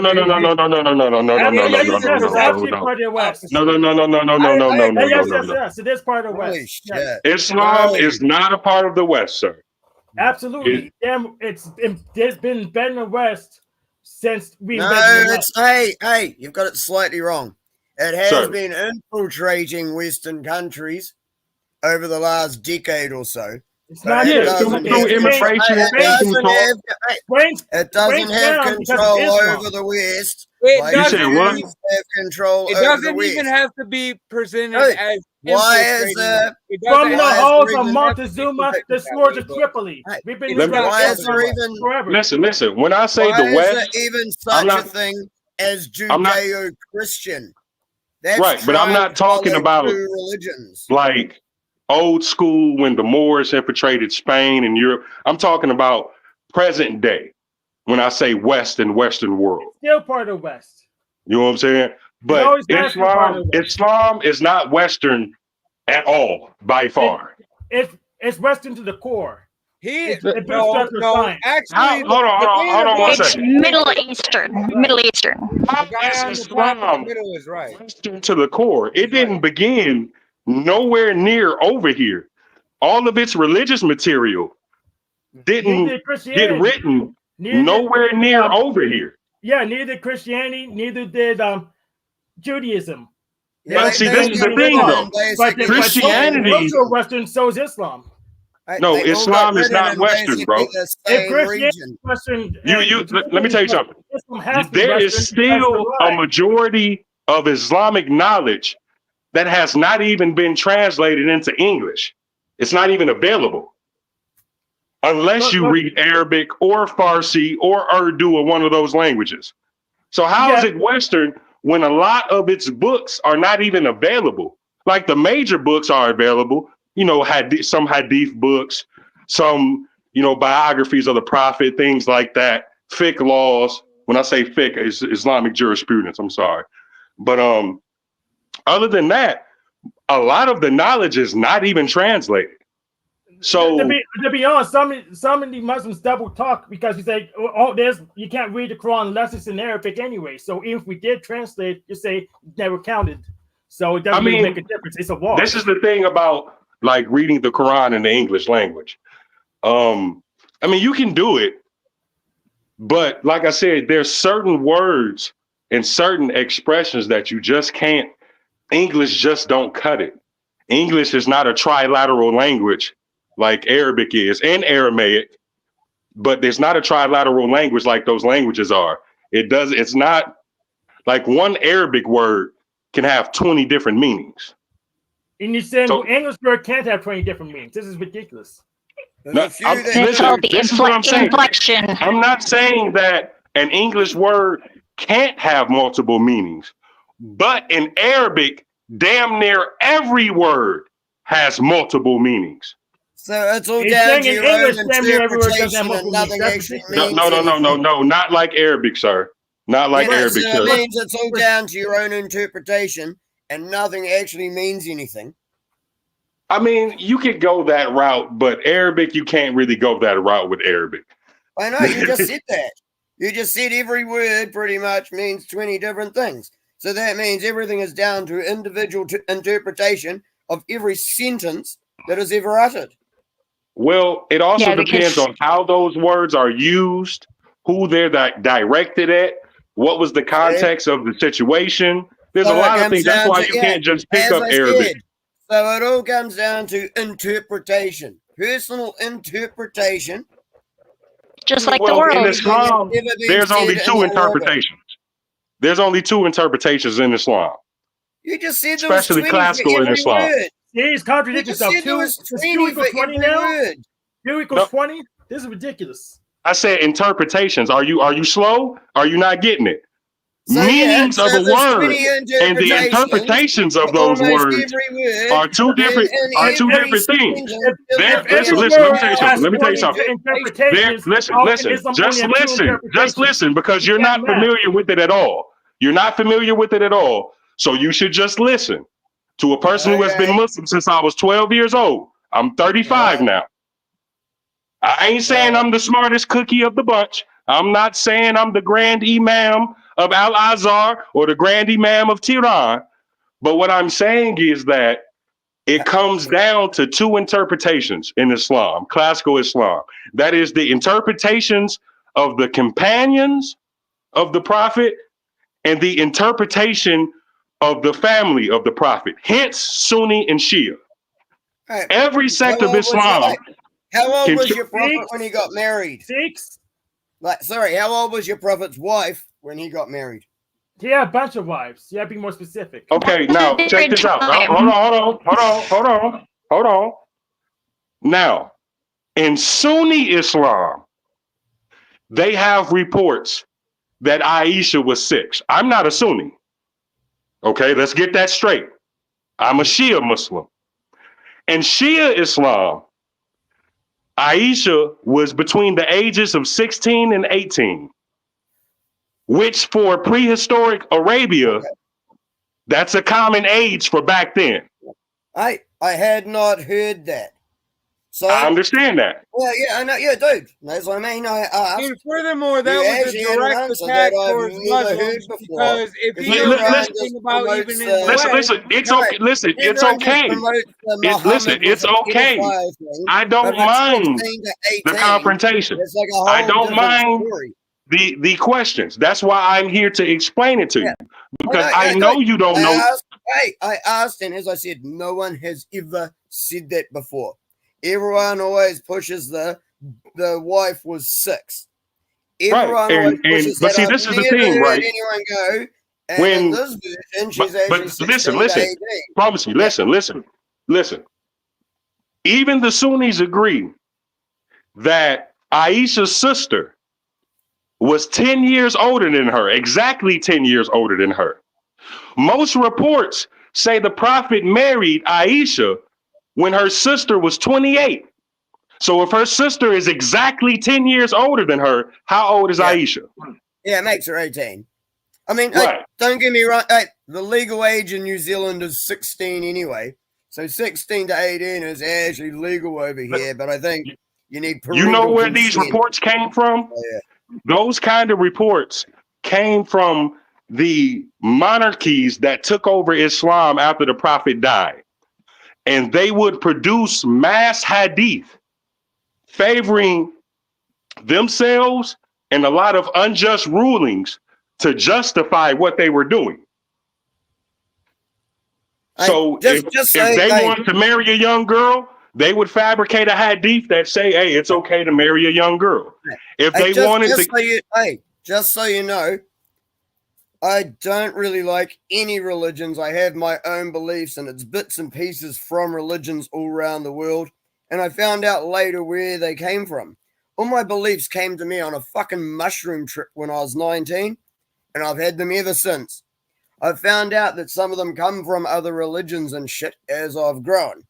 But I'm not going to... I agree. Yeah, but all I'm saying, all I said was, thank you for clarifying one point that everyone uses against Islam.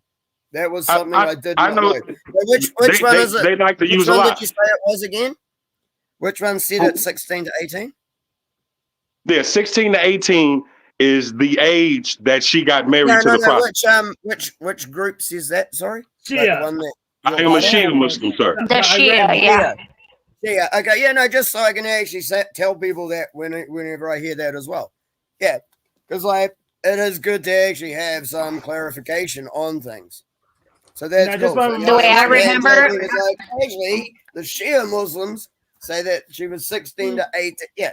So, and Shia's a minority branch. Shia's a minority. They are minority. I remember the Sunnis because I think the sun is really hot. Is who? Who's really hot?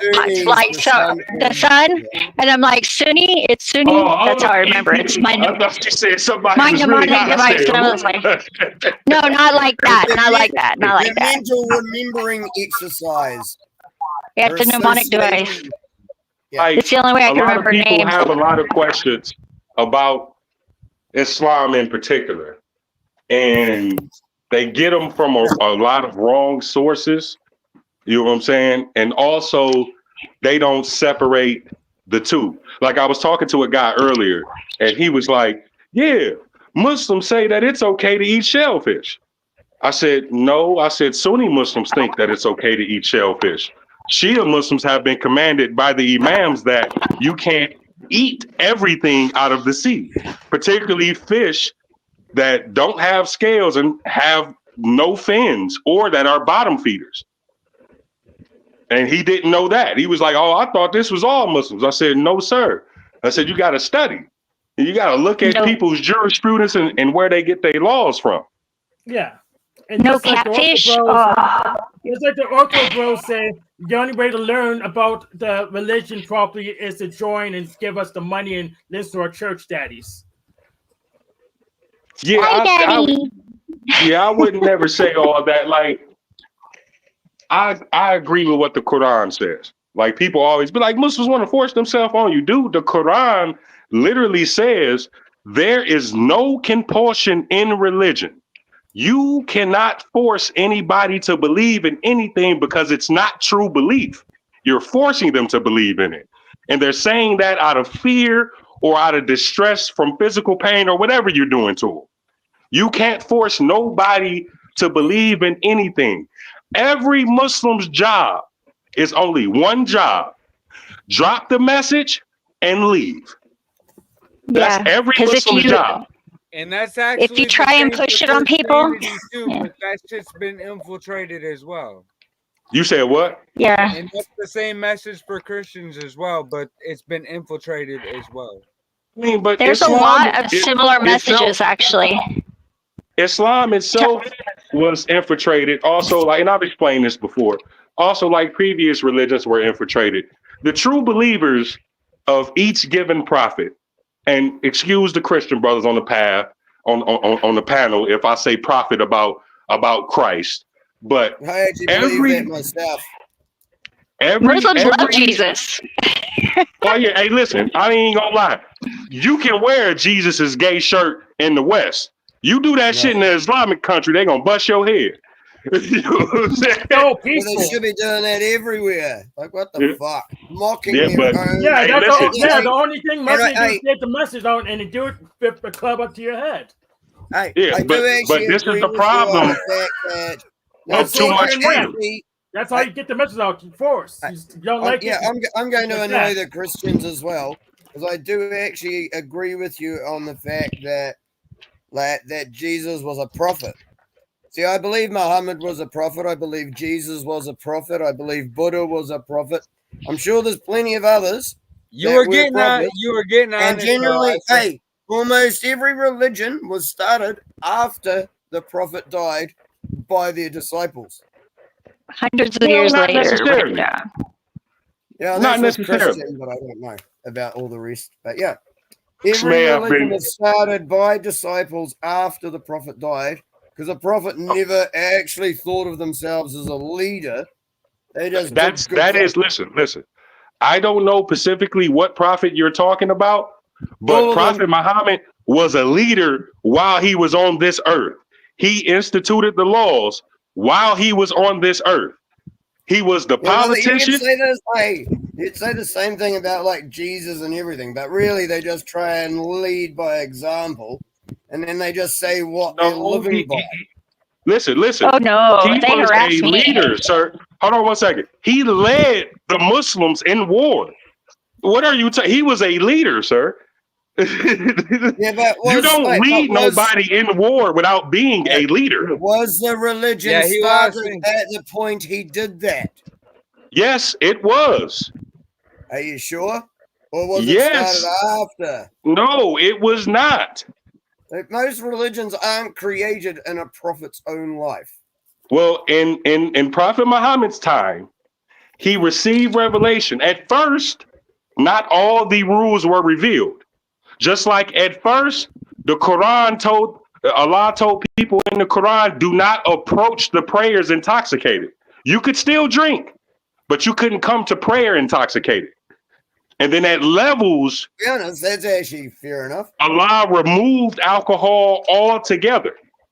By the end of the Prophet's life, when the last verse of the Quran was revealed, it literally says, on this day I have perfected your religion for you. While the Prophet was still alive.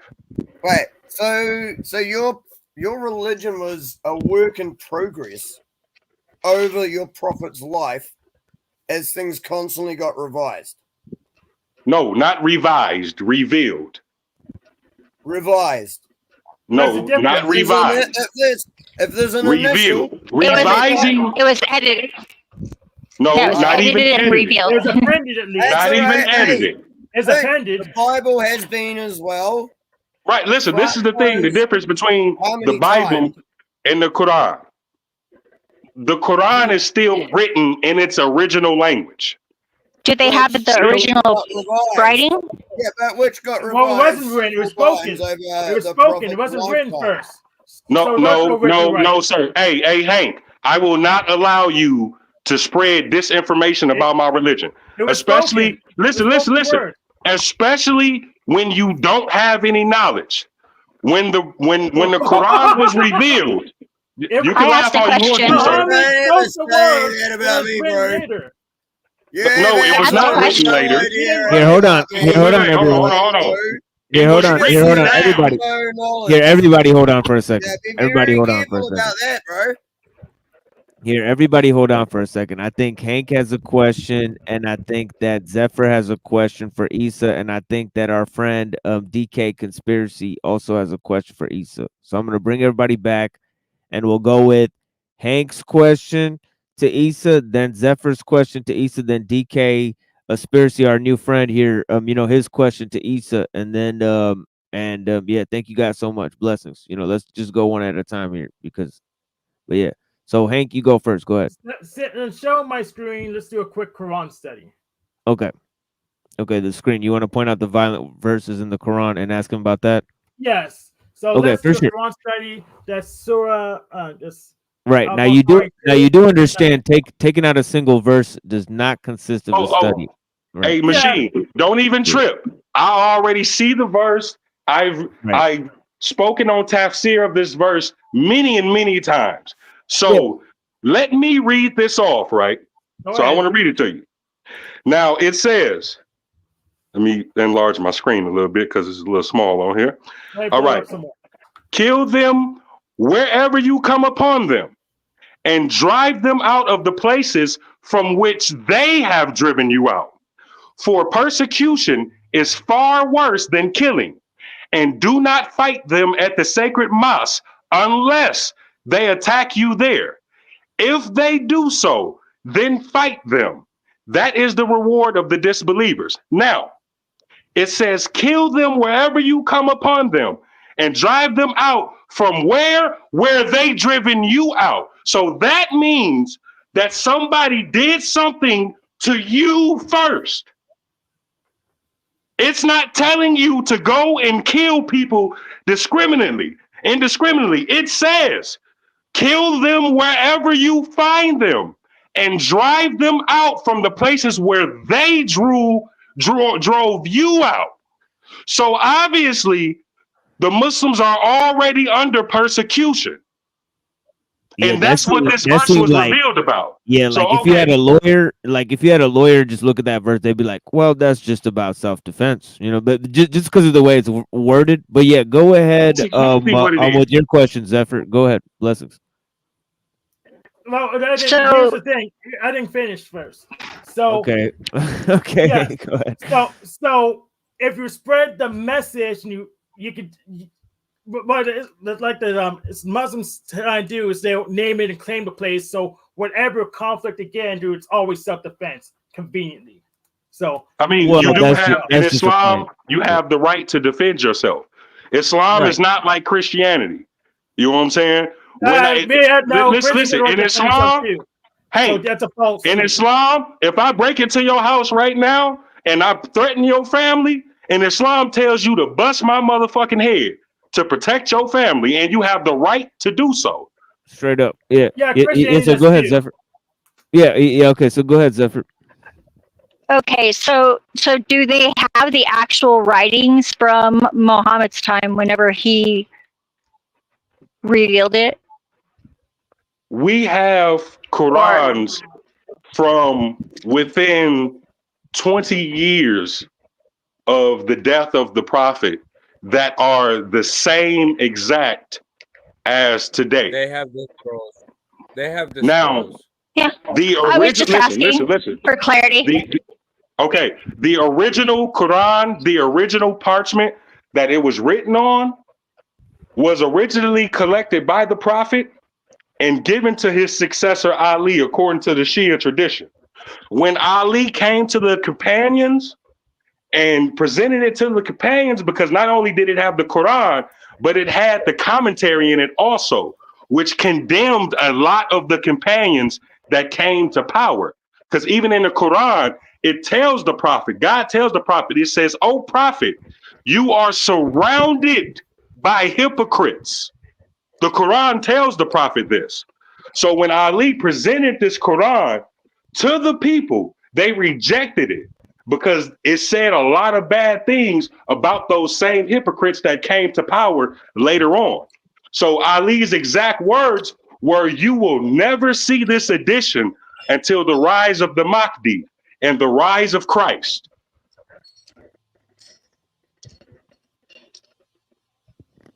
Yeah. So Yep. DK Conspiracy. Thank you. What was your thing? Yeah, for sure. Yeah, thank you, Zephyr. And what was your thing, DK? Wow, holy crap. A lot of what I was asking was just kind of covered in. But see, as Hank just pointed out,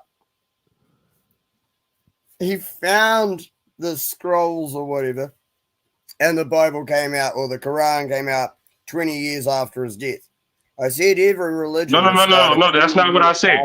That's not what I said. DK, that's not what I said. It was almost word for word. No, it was not. I said we have a parchment and a scroll of the Quran from within 20 years after the prophet's death. I didn't say it was written 20 years after his death. That's exactly what I said. We can rewind it back if you want to. So it's after he died, like I said from the start. No, it's not after he died. You just said it's within 20 years let me tell you when he something. died. That's the You oldest. actually just said That's the oldest living Quran. When he died. It could have been a year or two after Hey, he listen, died. listen. Hey. No But offense. you're telling me that No it's offense. within 20 years No after offense. he died. But because you are a little intoxicated, it makes it tough to have these kind of conversations, because that's not what I said. And everybody on this panel heard what I said. Yes, you said that the oldest Quran came out within 20 years of Muhammad's death. It's an old decision. Yes, I heard you say it. You're not actually helping your cause. No. Listen. No DK. contemporary Quran. That's correct. I agree with you, Isa, because the oldest one we found was after he died by 20 years, which is a long time. See, this is the difference. Right? Between Christianity and Islam. Okay. The people that we have that were around the prophet and that reigned after the prophet, we know their names. We know exactly where they were born. We have their history. We have their biography. The Quran was protected by the Ahlul Bayt. When I say Ahlul Bayt, that means the people of the house, the family. You know what I'm saying? That was their job. Okay. Ali was the first imam. Goes all the way down to the 12th imam. See, we had our scholars and our imams there, right there. The people who were around the prophet and who were his successors, whether you're Sunni or Shia. So we could go back them in them times and ask them direct. We know the kids of the companions and of the imams. We know the grandchildren of the companions and of the imams, their histories and everything. Their battles and their wars are well documented.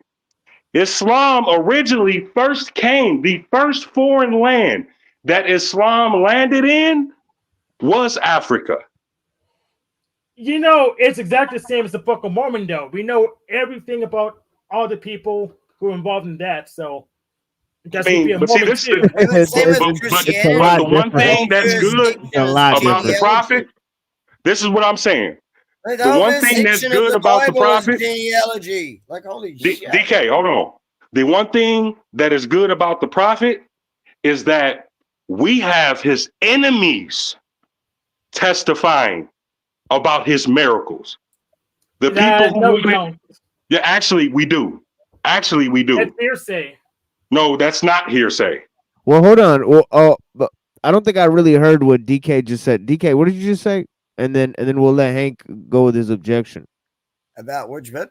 What did I just say? Like right before when he was talking, and then you yelled something. You know, then he was like, "Hold on." You don't remember? I don't fucking know, man. Yeah, it's all good. It's all good. If it's out of context, give me like what was being said just before it. What are you talking about? Which bit did I say? No, it's all good. Yeah, go ahead, Hank. What was your objection? So I looked for claims from the pagans about the merits of Muhammad, and all those claims were sourced from Muslims. I couldn't find any from the pagans themselves. So it's hearsay. See, this is the thing. A lot of the pagans, even though a lot of them were hypocrites, they became Muslims. But they were hypocrites. Abu Sufyan being one, who was always an enemy of the Prophet. Hated the Prophet, tried to break up Islam, eventually set his son Muawiyah on the throne, and his son Yazid murdered the grandson of the Prophet. That's a whole nother story for a different time.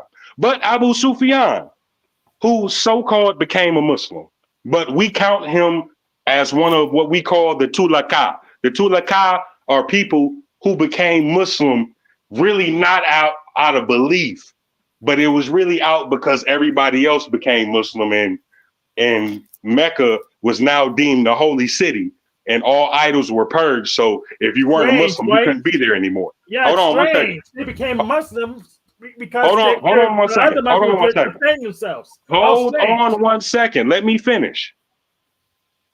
But he was still in his pagan ways, and there's evidence in that. So even if you so-called become a Muslim, if you still practice paganism, that accounts you among the pagans, period. That's an Islamic law. That's fact. So, holy crap. Define a pagan. Well, a pagan is somebody that worships multiple gods.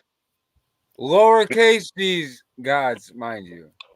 You know what I'm saying? So, in a nutshell, there's more ways to non-Abrahamic religions. No, basically. I wouldn't even say.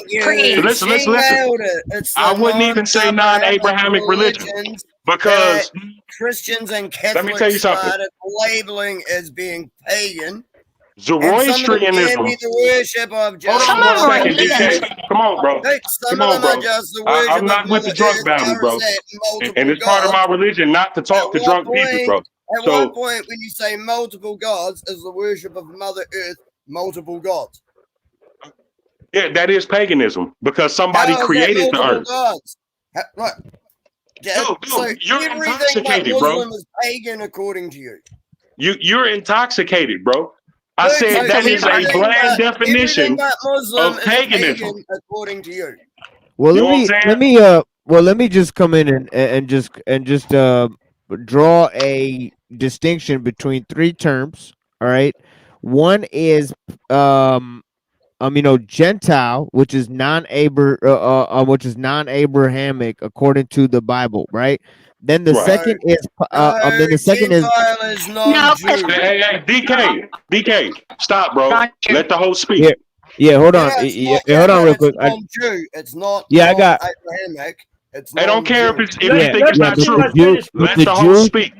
But the Jews and the Christians and the Muslims come from Abraham, right? So that's the whole thing. So Gentile, right? To reiterate, right? Broadly speaking, right? It mostly means non-Abrahamic, right? So when we're dealing with Gentile, we're dealing with people who aren't coming from the the lineage or the practices of the Abrahamic faith or whatever, because two people came out of Abraham, the Jews and the Arabs, right? So that encompasses the people that started the Christian religion and the Muslim religion, right? I would more say the Israelites and the Arabs. Right.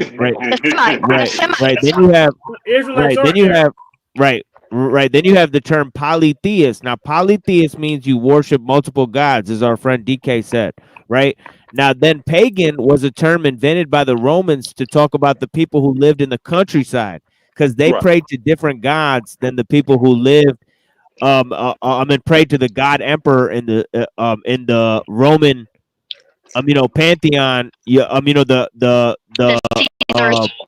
The Caesar was basically the god, so the people who didn't follow the god emperor, they prayed to the forces of nature and stuff. They called them pagan, because they said they're the country folks.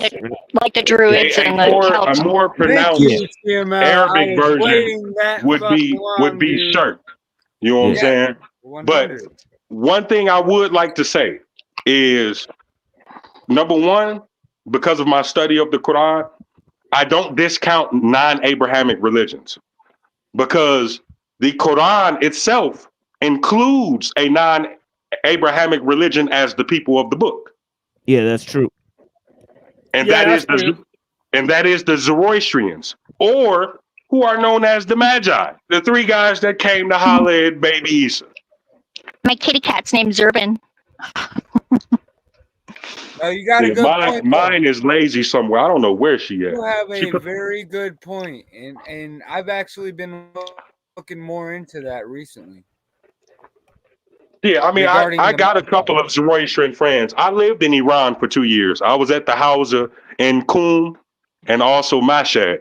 You know what I'm saying? So I met a lot of Zoroastrians. You know what I'm saying? They're pretty cool people. They're pretty, straight up, pretty cool people, strictly monotheistic, misunderstood because a lot of people just don't have knowledge or they haven't studied to know about the Zoroastrian faith. And I guarantee you, most people in the world have never read their holy scripture, the Zend-Avesta. Oh, I definitely have. And it's a beautiful teaching.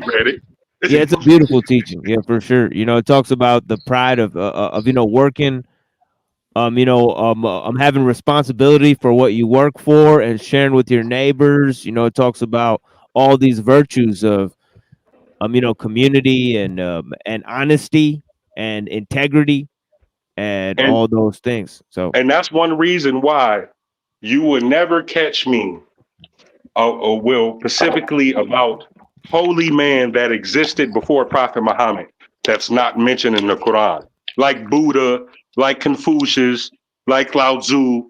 I would never ever disrespect them or call them non-prophets, because in Islam, if you deny one prophet, you deny them all. So, because it says that Allah has sent over 124,000 prophets to mankind. Some we know, some we don't know. So I don't want that on my record. Some don't even know themselves. Right. I don't want that on my record. That's exactly what I think as well. But here's to judgment. One of the coolest things you said. And I go to judgment, and I can't get into the gates of Jannah, of paradise, because it's like, hey, remember you disrespected this one dude? Yeah, he was a prophet, and if you deny one of them, you deny them all. Yeah, so but it also says Muhammad's the last prophet ever coming, and I reject that. I mean, I do, because things always come to a completion. That is the realm of life. Life itself. Hold on one second. Life itself comes to completion, and even this world will come to completion. This is how I know that statement is true, right? Because since Prophet Muhammad's advent, peace and blessings be upon him, There have been many men to say that they are prophets, but not one of those men produced a credible scripture that was filled with miracles, and none of those men actually did miracles. When I say did miracles, I mean, I'm not talking about like lowly miracles where even a jinn or a demon can help you do something amazing. I'm not talking about that. I'm talking about actual miracles where you like, hey, whoa, whoa, whoa, whoa. I've seen some shit, but I never seen no shit like that. Maybe I need to listen to this guy. I'm talking about them type of miracles. The type of miracles where, okay, the police coming to arrest us, and then I wave my hand, and now all the police sleep. I'm talking about them kind of miracles. You mean the fact that we can have this conversation across the world isn't a miracle? It's an everyday miracle. That's absurd. Wait. I wouldn't say that it's a miracle because it's human technology and it's something that humans invented. And we can do it anyways. Hold on, wait. It's absurd that you say this. Hold on. Let me say a prophecy from the Prophet Muhammad real quick that predicted this. You know what I'm saying? Because to me, he got the only prophecy that predicts cell phones. I have never seen another person predict cell phones. And the prophecy goes like this. But he didn't make them himself, though. So we have Listen. Listen. Wait. Are you? Maybe let me break this down to you because you might be a little slow. Of course. No offense to you, brother. No offense to you, brother. No offense to you, brother. No offense to you, brother. Listen, all due respect. Hold on, let me break this down. You said he didn't invent the cell No phone. one wants to listen to you, man. You know what I'm saying? Bro, listen, just be quiet, man. Just drink your little bottle and it's going to be okay. Now. You're just talking a lot of shit. That doesn't make no, anything I'm okay. not. But just let me speak. Let me speak and let me tell you about this no miracle. one else has got a chance. So, like I was saying, the Prophet Muhammad didn't invent cell phones. But 1400 years ago, he predicted it. And this is what he said. He said, you will know you are in the end of times when a brother from the east will be able to communicate with his brother from the west from the palm of his hand. He said that 1400 years ago. Yeah, and cell exactly phones right. were nowhere near being invented. Yeah, thank Maybe you so much. maybe Now he we're was gonna talking let- about pigeons. Yeah, we definitely gonna let DK. Telepathy. Yeah, we're gonna let our friend DK have the floor because he's feeling left out of the conversation. Blessings, DK. You know it's your first time here. Go ahead and have the floor, brother. I love this guy. He's awesome. Well, yeah, as I said, the simple fact is I do agree with the fact that if you ignore one prophet, you have to ignore all of them. But it doesn't mean you have to follow just what one of those prophets says. I think this is the fallacy that everyone who follows a religion has fallen into. You actually think that because you follow a certain prophet, which you even said yourself, if you don't believe in all the prophets, you can't believe in any. So your beliefs should be bits of what all of the prophets say. They shouldn't be what one particular prophet says and that what the hand of man wrote down that person said. This is why I have such a problem with organized religions. I do not believe any of them are a legitimate enterprise anymore. They are all there just for control. Same as politics. Politics and religion, the two things you can't talk about. The only two things that are there to control you. Don't talk about the things that are controlling you. Let's talk about what you're not allowed to talk about. Let's start finding out who's actually in control. What are we not allowed to talk about on YouTube? I know what you're getting to, DK. Yeah, I'm not going to say it. It's YouTube. I'm not dumb. I understand I'll do it on my D-Live channel. I won't do it here. Holy crap.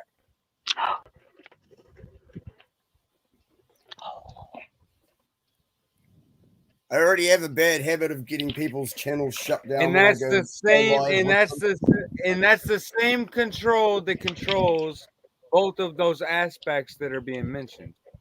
Exactly. DK, I will agree with you on that. Mentioned. You heard me?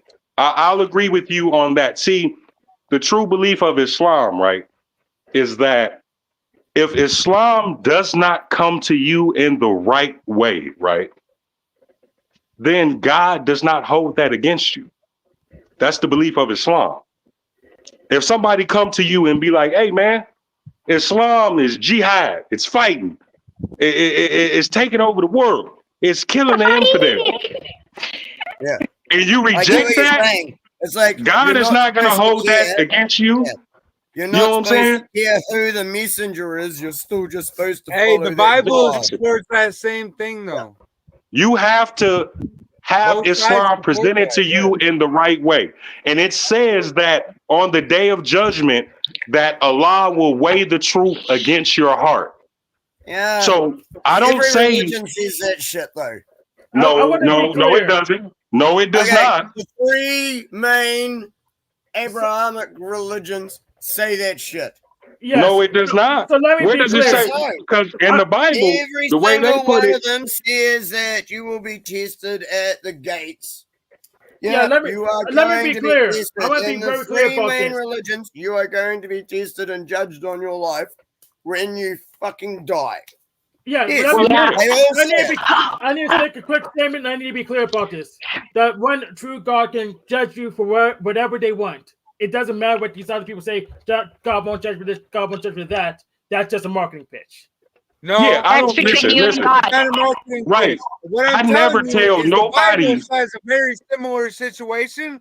There's only one out of the three Abrahamic religions that the end objective is not the same.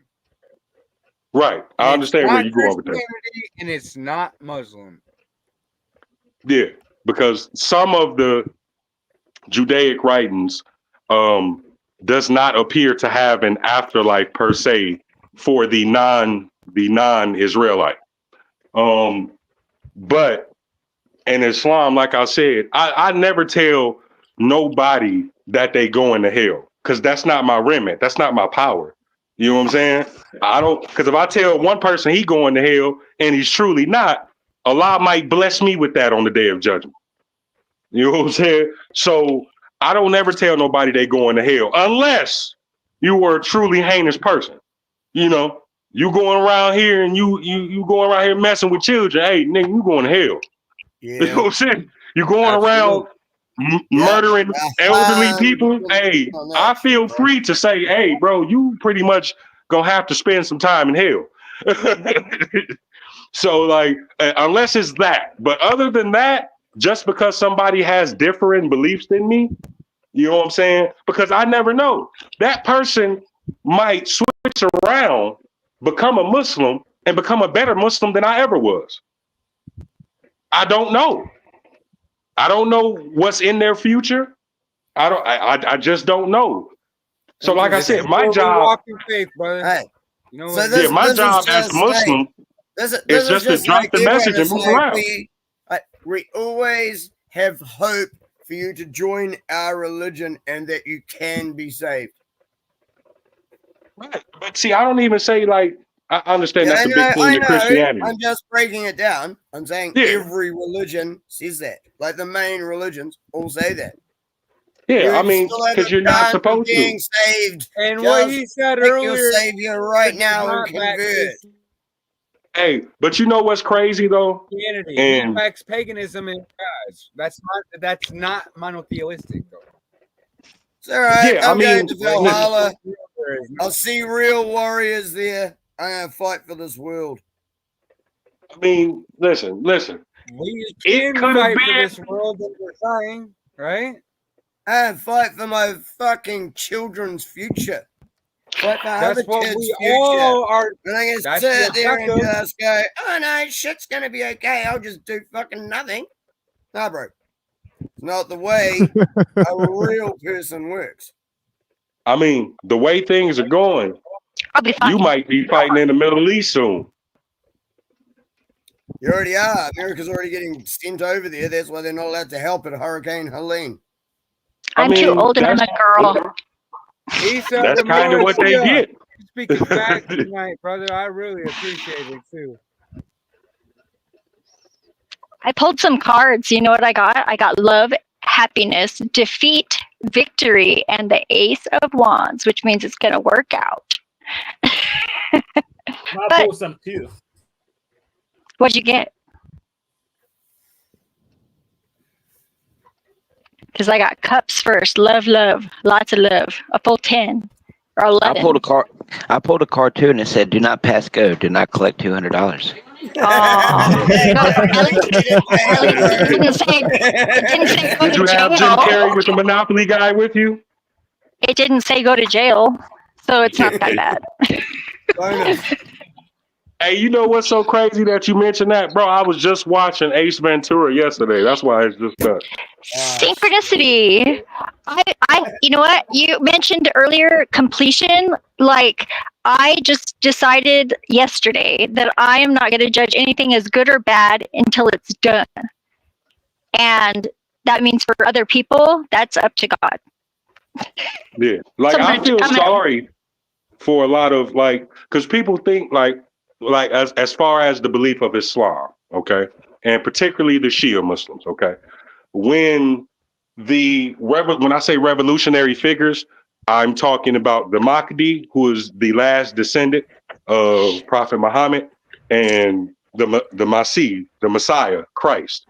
When they come back, it's going to be exactly like what Christ said in the Bible. He coming back with the sword. It's not going to be no game. And the first people they going to deal with is the heads of their own flock.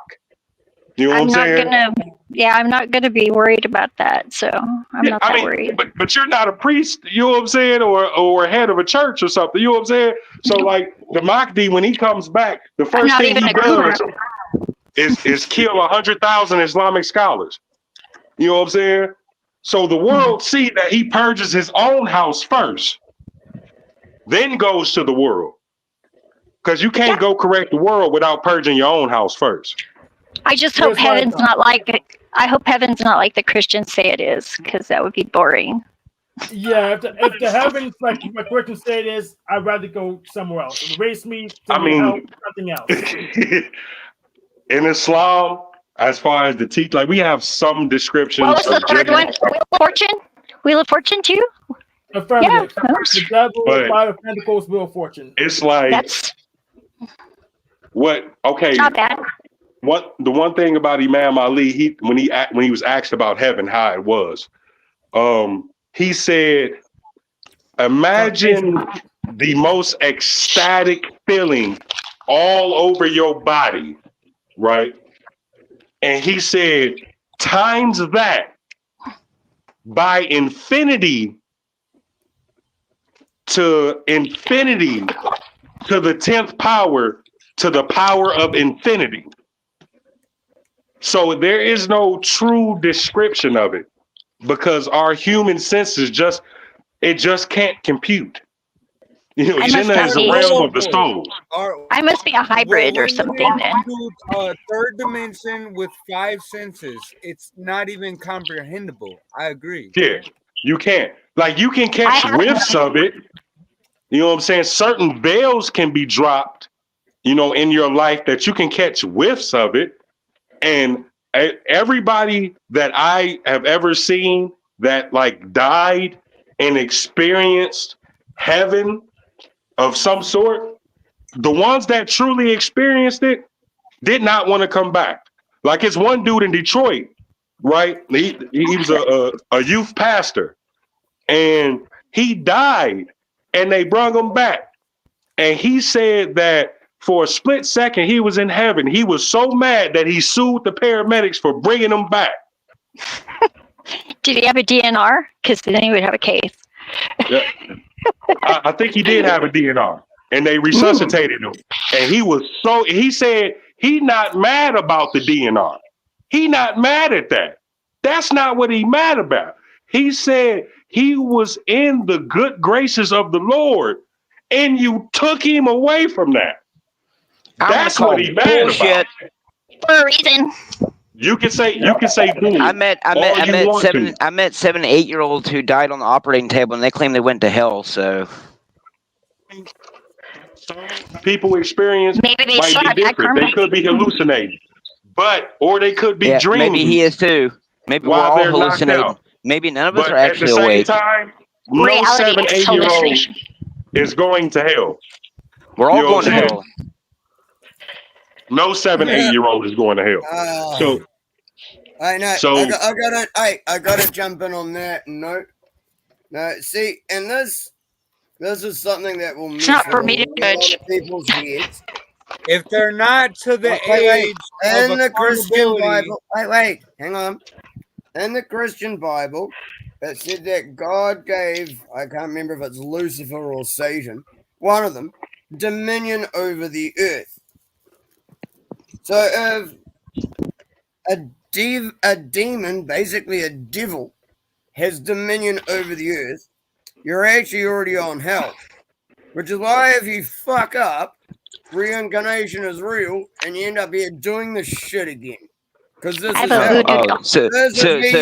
So if I'm a bad person, if I'm a bad person on Earth, I'm gonna turn into a worm. But if I'm a really good person, I'll turn into like a parakeet, right? I didn't say you turn into a different animal. I said you have to come back and do this again until you fucking get it right. So on Google, when it claimed my past life was sometimes they do have deep reincarnation is a lie. It makes no sense. And my beliefs, it isn't based on your past life. It's you start again from scratch, and you have to leave a good life, and then you get to move on. If you fuck up, you're going to be back here doing it again from scratch. So it's an endless purgatory. No previous lessons. You have to live a good life. Now, I don't believe, and there's no disrespect to you, brother, but in Islam, we don't believe in reincarnation. But what is? So hold on one second, man. Say no disrespect. This is why they say don't get into spirits. Right, because I just said no disrespect to your belief. What you're saying is your religion doesn't believe in my religion. That makes what I'm saying wrong.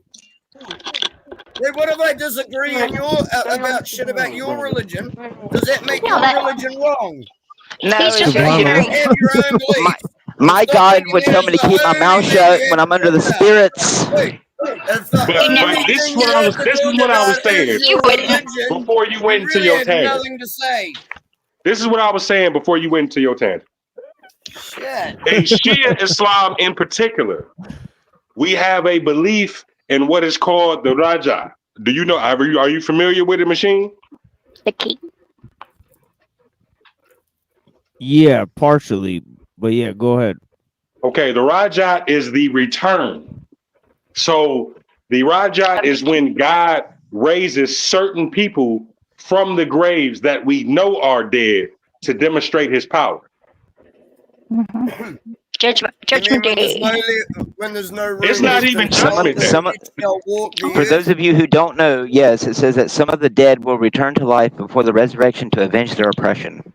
Yes, yep. It has the Rajat is one of is part of that, but what's also a part of the Rajat is the killers of the worst people in history, like Nimrod and Pharaoh, will be resurrected again. So all of the people of the earth can look at them and understand God's power. Here, hold on. Let Goblin come in. Alive to a number of the deceased. Here, hold on. Let Goblin come in. Yeah, go ahead, Goblin. Just opinion. This is just speculation. Do you believe that Nimrod could be Gilgamesh?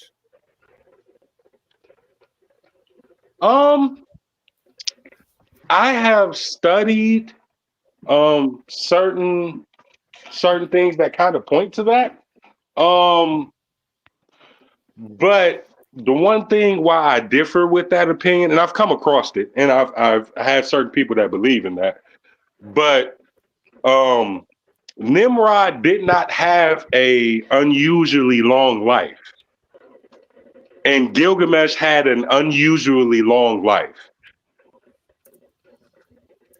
But they did change our calendars. But go ahead. That is true. That is also true. The prophet alludes to that in Hadith. But what I was going to take to the other brother DK is that certain things like in the world, like, you know, others believe in, some people believe in, some people don't believe in it at all. But essentially, all of the faiths are the same as in essentially when they originally were revealed. Just like, say, let's take Hinduism, for example, right? Hinduism nowadays is obviously polytheistic. But Hinduism is the oldest scripture on this planet. And if you look in Hinduism, the Hindu scriptures predict the coming of Christ and Muhammad. Also, originally, the Hindu scriptures were monotheistic because even in their scriptures, they say, behold, the Lord Brahma is one. Same thing as, hear, O Israel, your God is one. Thank you. The same thing as in Islam, la ilaha illallah, there is no God but the one God. You know what I'm saying? It's just that people change stuff over time. But originally, it was monotheistic. Yeah, that's why you have to look at God in two different senses. God as the root mind and God as just objects of worship. So yeah, and that's where we differ, because I don't worship any object on this earth. Okay? I don't worship any object. Okay? If it can be destroyed by human hands, for me, it doesn't deserve to be worshipped. Absolutely. If it can be made by human hands. Graven images as well. Yes, that goes all Right. the way back into Noahide and all types of things. Yes, absolutely. I don't have no, and a lot of people don't know about the Noahide laws, and that's how the non-Israelites were classified. The ones that followed the Noahide laws were classified differently from those who didn't. Hang on. You said you didn't worship anything, right? But don't y'all pray toward Mecca, which is a man-made structure? That is a prayer direction. That is not bowing to the physical building itself. You can destroy the Kaaba right now. Just destroy it. Wipe it off the face of the planet. I'm still going to pray in that direction if I have the opportunity to. If I'm not able to, I can pray in whatever direction that I want. Like, say, if I was locked up in a jail cell and I didn't know where east was, I can pray in whatever direction I want. But if I can help it, I will pray toward the east, toward the Kaaba. The Kaaba originally was a monotheistic structure. But over time, the Arabs filled it with pagan images, and we know the rest of the history there. But the worship is not the building. You know what I'm saying? At all. The building is a building. The building was blessed because the original structure, because the Kaaba has been destroyed before multiple times.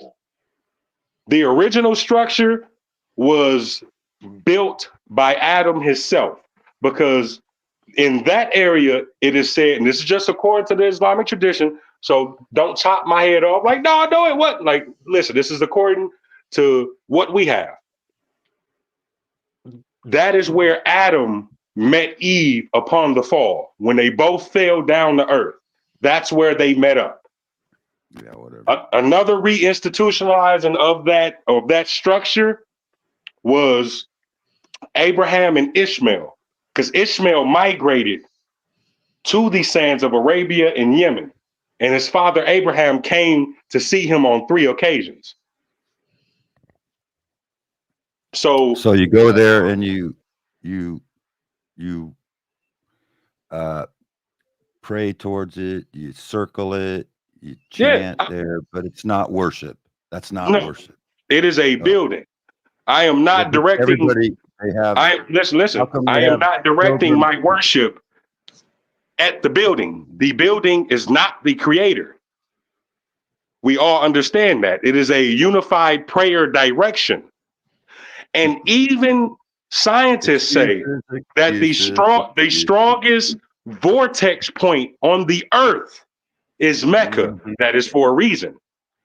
Oh, it's a holy place, huh? Citation needed.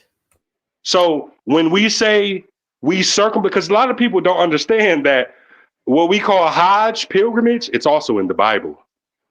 Circumambulating around it 7 times.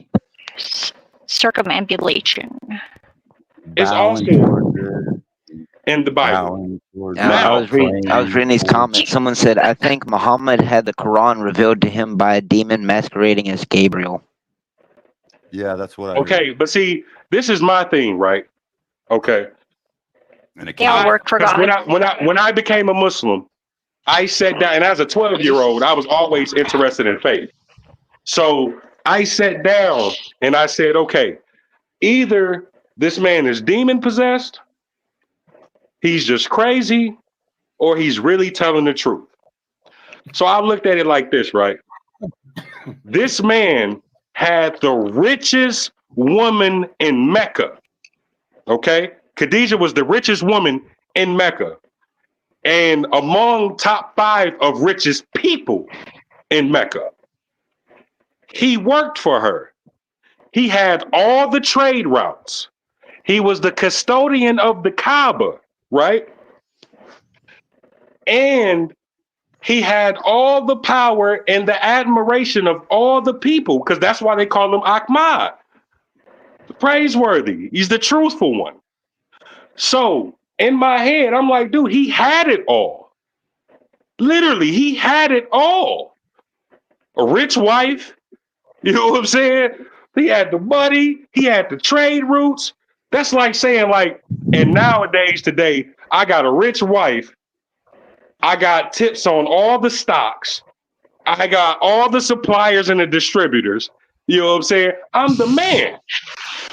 Now, when he began to preach the message that, dude, there is not multiple gods. There is only one God.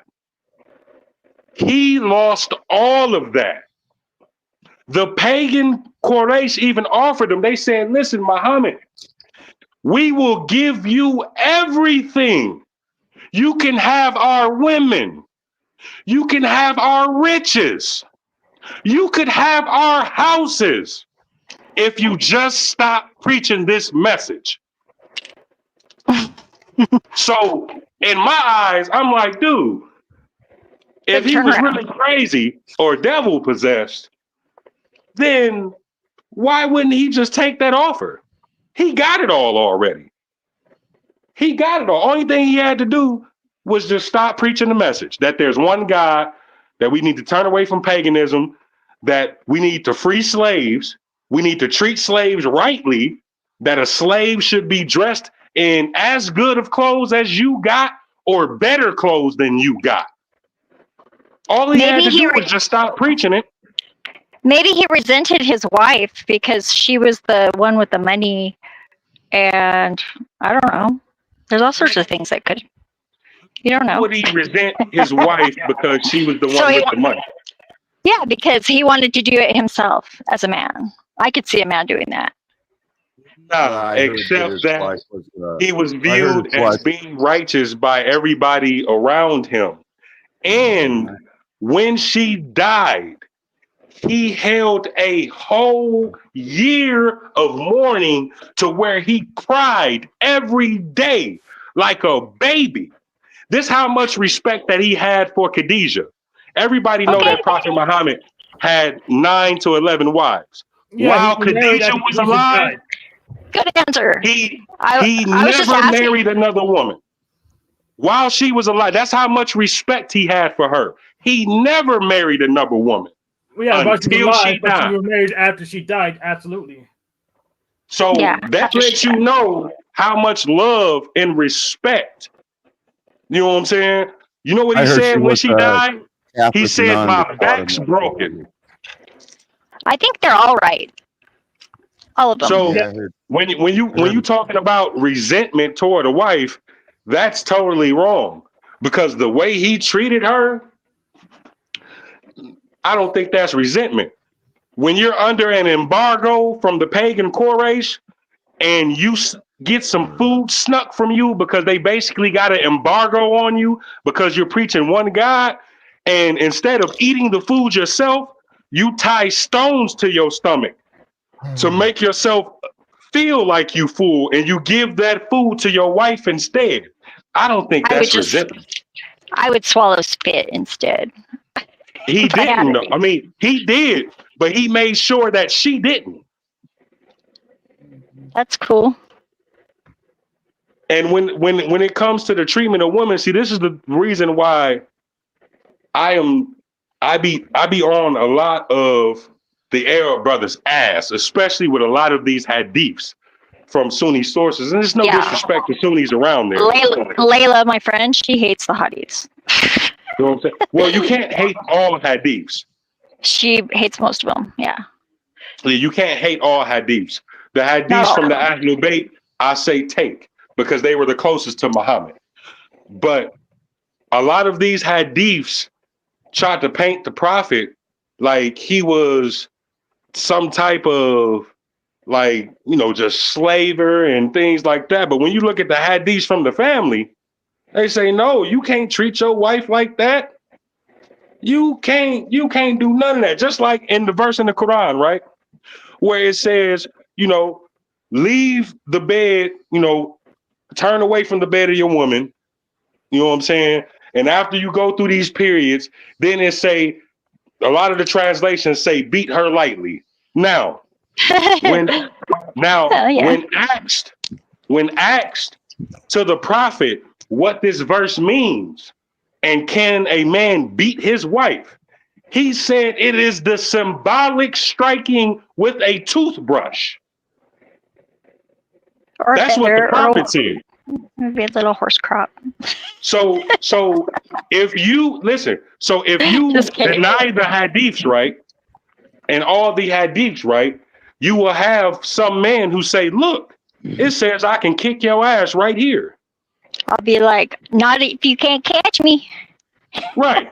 But that's what I'm saying. You got to have the hadiths, and particularly the hadiths of the Ahlul Bayt, to explain the Quran.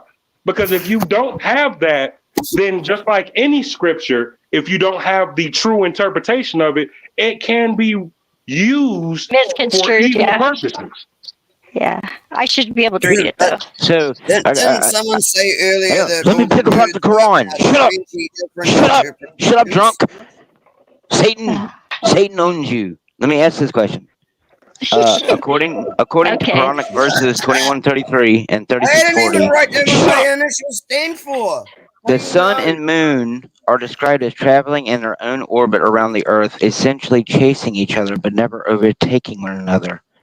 So how do you explain solar eclipses and your religion? Did you? Okay, now let me explain something to you. The sun and the moon rotate also on their own axis. If you look this up, nobody back then in Arabia knew that along with the earth, the sun and the moon is also rotating on its own axis. When it says overtake each other, they don't crash into each other. That's what it means by overtaking. They don't crash into each other. Overtaking means passing each other visibly too. That sounds like a satanic description. This is the thing with the Arabic language. You can't take English undertones and apply an English definition to the Arabic language. They don't overtake each other. They don't. They don't. And when he said overtake each other, do the sun and the moon, even during a solar eclipse, is a solar eclipse forever? Nope. It's temporary, right? So it doesn't overtake one another. One doesn't swallow the other up. Yes, we have solar eclipses. The prophet was born on a solar eclipse. So in the Quran, they believe that the sperm is created between the backbone and the ribs. Do you believe that as well? Good question. Okay, now check this out, right? Now, do you know how long the lines of what I know they have a medical name for it, but I call them the scrotum tubes. They can get twisted. I know that. Yeah, they also can get twisted. You know what I'm saying? Yeah. But And you might lose one. No offense, and I'm not even trying to be nasty, but we all man in here, right?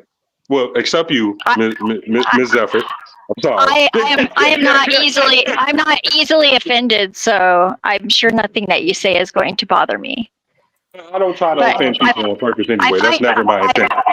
I find it interesting though, so keep talking. But everybody in here, I pretty much take it that you done bust a nut before. Several. All the man in here. Wait, I was about to say, I know you're not assuming that the Satanists ain't never had sex. I probably had more sex than all of you. I wouldn't doubt you. Y'all little deviant freak monsters. I wouldn't doubt you. But but fucking listen. Satanists went straight to the fucking we have lots of sex, bro. Yeah, but a lot of it's with kids. Oh, I can't take him with this British accent slapping off. So this is Australian. It's Australian. It's Australian. New Zealand. Hey, it's actually New Zealand. New Zealand. Okay.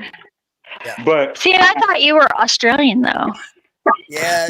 Why touch kids when I can fuck people like you? A lot of American ears. Hey, listen, I ain't trying to get into that. I was saying that for a point. Get behind me, Satan. You know what I'm saying? And whatever you do, that's between you and whoever you do it You with. don't want Satan behind you. But he's right here behind me. See? He's on my if he's behind you. Yeah, he's on my right shoulder though.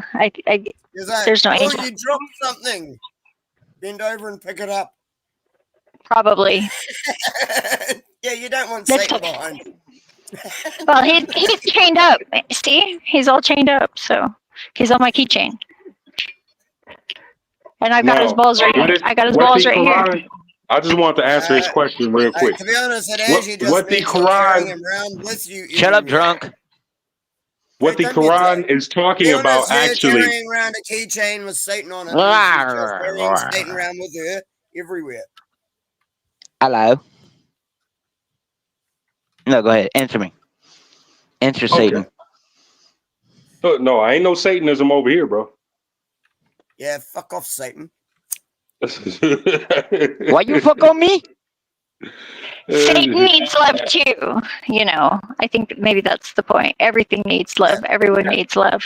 So, okay, but to continue it, the Quran also says that God is not the father to anyone, but the Bible refers God to the father of everyone, including Jesus. So, that's okay, the God this I is the follow. thing. This is the thing of why the Quran dispels that, because the human being cannot handle using even simple words. This is what I mean by that. When everybody got to calling, because David was known as the son of God, it was an honorary title. There's multiple people in the Bible known as the son of God. But when it became the literal son of God, like God came down here and bent something over, and people worship this being, that's when the Quran says to cut it out. You know what I'm saying? Because the human being always takes things. There's always going to be a subsect of people that take things literally. You know what I'm saying? There's always going to be that group of people. Yeah, they're and dumbasses. That's what they're called. The Quran cuts it out because people were starting to believe, like, oh, this is the literal son of God. Like, he's half human and half God. That's why the Quran said, hey, man, cut it out. Because y'all can't even handle honorific titles. Okay. Just like when the Christians. How do you trust a book? How do you trust a book that literally says that your God is the master of schemers and lies and deception? No, it does not. No, it does not. No, it does not. So the Arabic definition. According to Quran, according to Quran, Allah tricked Christians into believing Jesus was killed and rose from death. Or am I the Muslim? We went over it before. I'm happy to So show it. the actual word. And did that is Muhammad think he was used- possessed by a demon when he was receiving revelations? I mean, last time I remember, Jesus Christ never claimed to channel demons. That was the Pharisees saying that he casted out demons with demons. Lucifer, get out of here, Satan. Satan. I think that Machine Lies explains it really well. Hold on. I must respond because I'm the Muslim on this panel. So let me respond. There's two actually. I know, but he's talking to me. I know Machine is Muslim. That's my brother. But who are the Muslim leaders? Stop. Will you be quiet for a second? Wow, you've been talking. I'm out, asking a question. Right. Why You can't threw I out plenty of say something? I'm asking accusations. you a question. And Here, hold up.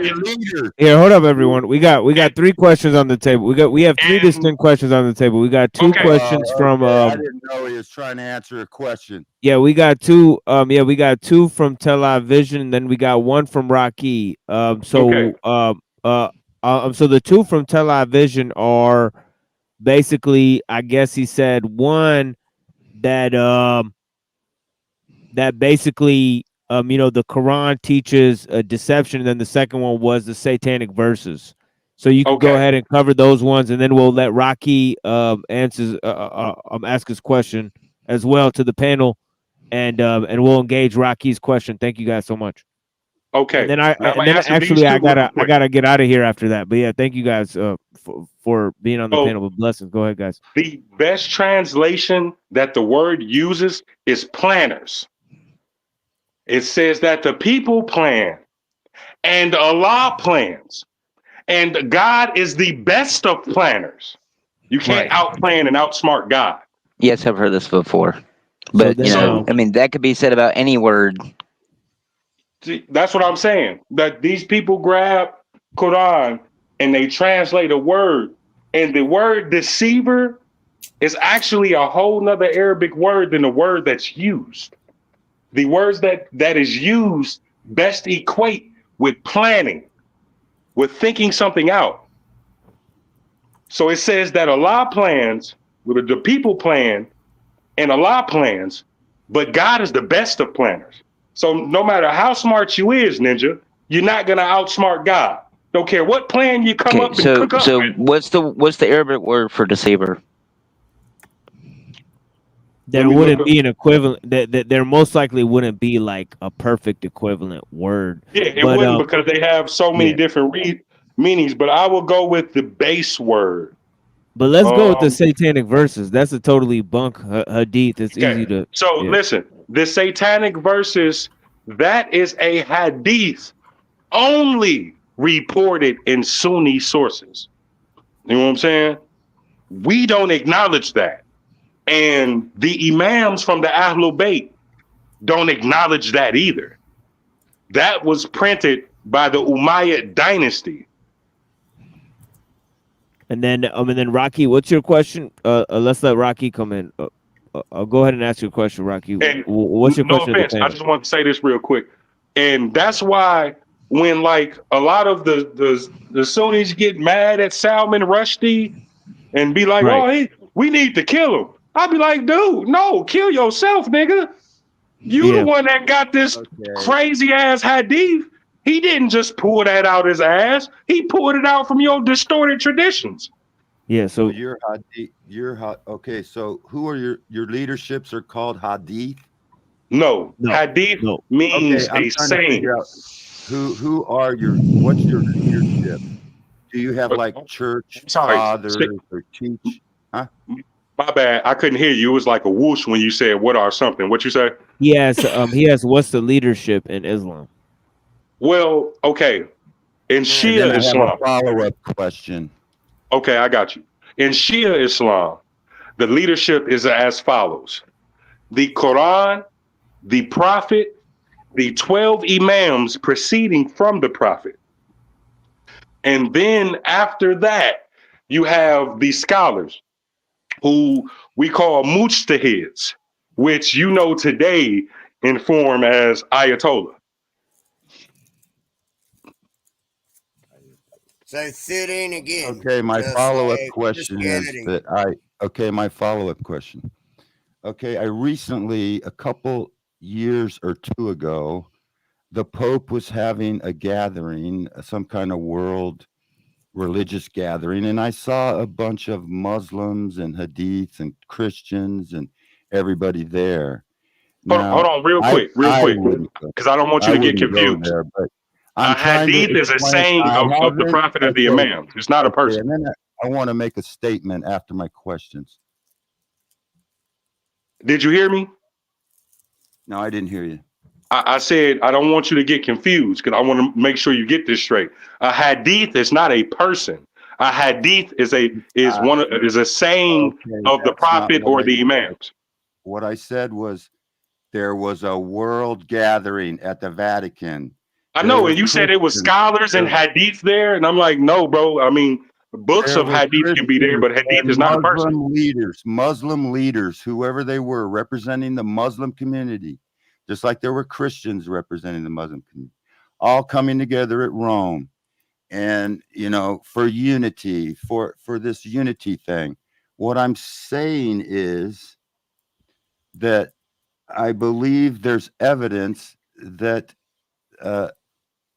the Catholics, just like they created the Protestant. Oh, here we are. You know what you're going to say. The Catholics created the Quran and create. I've heard this before, so you don't even have to go through it. And there's lots of documentations. They also there's actually the cube. They have the cube worship.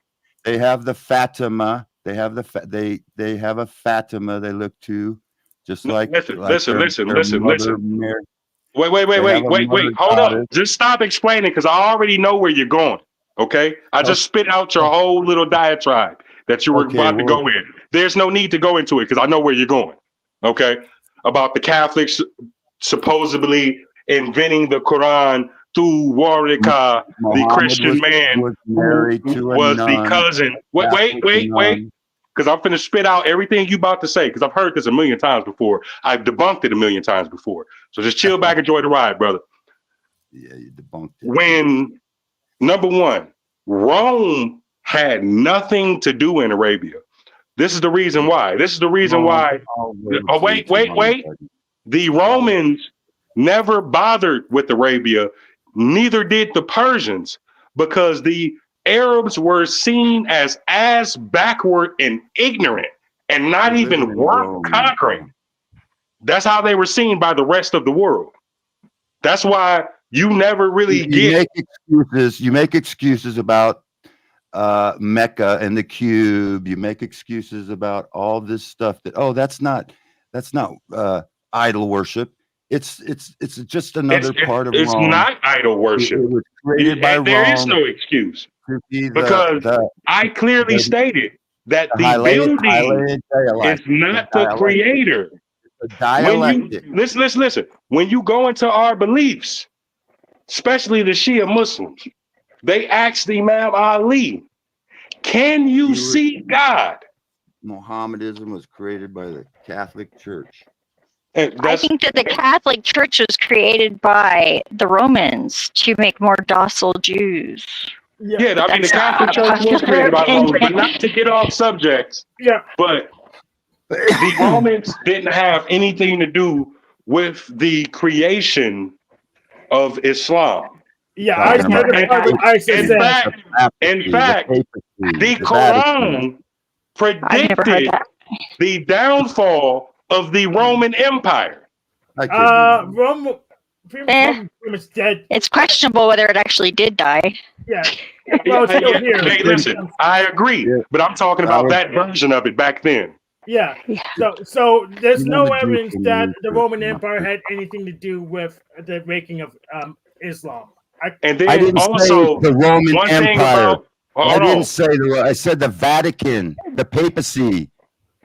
The Vatican, the papacy, not they didn't have anything to do with the creation of Islam. Listen, one thing that fucking ears. Hold on. One thing that we do have is the events. Idol worship. Wait. Hey, dude, is you gonna talk, or we can just end we already heard that.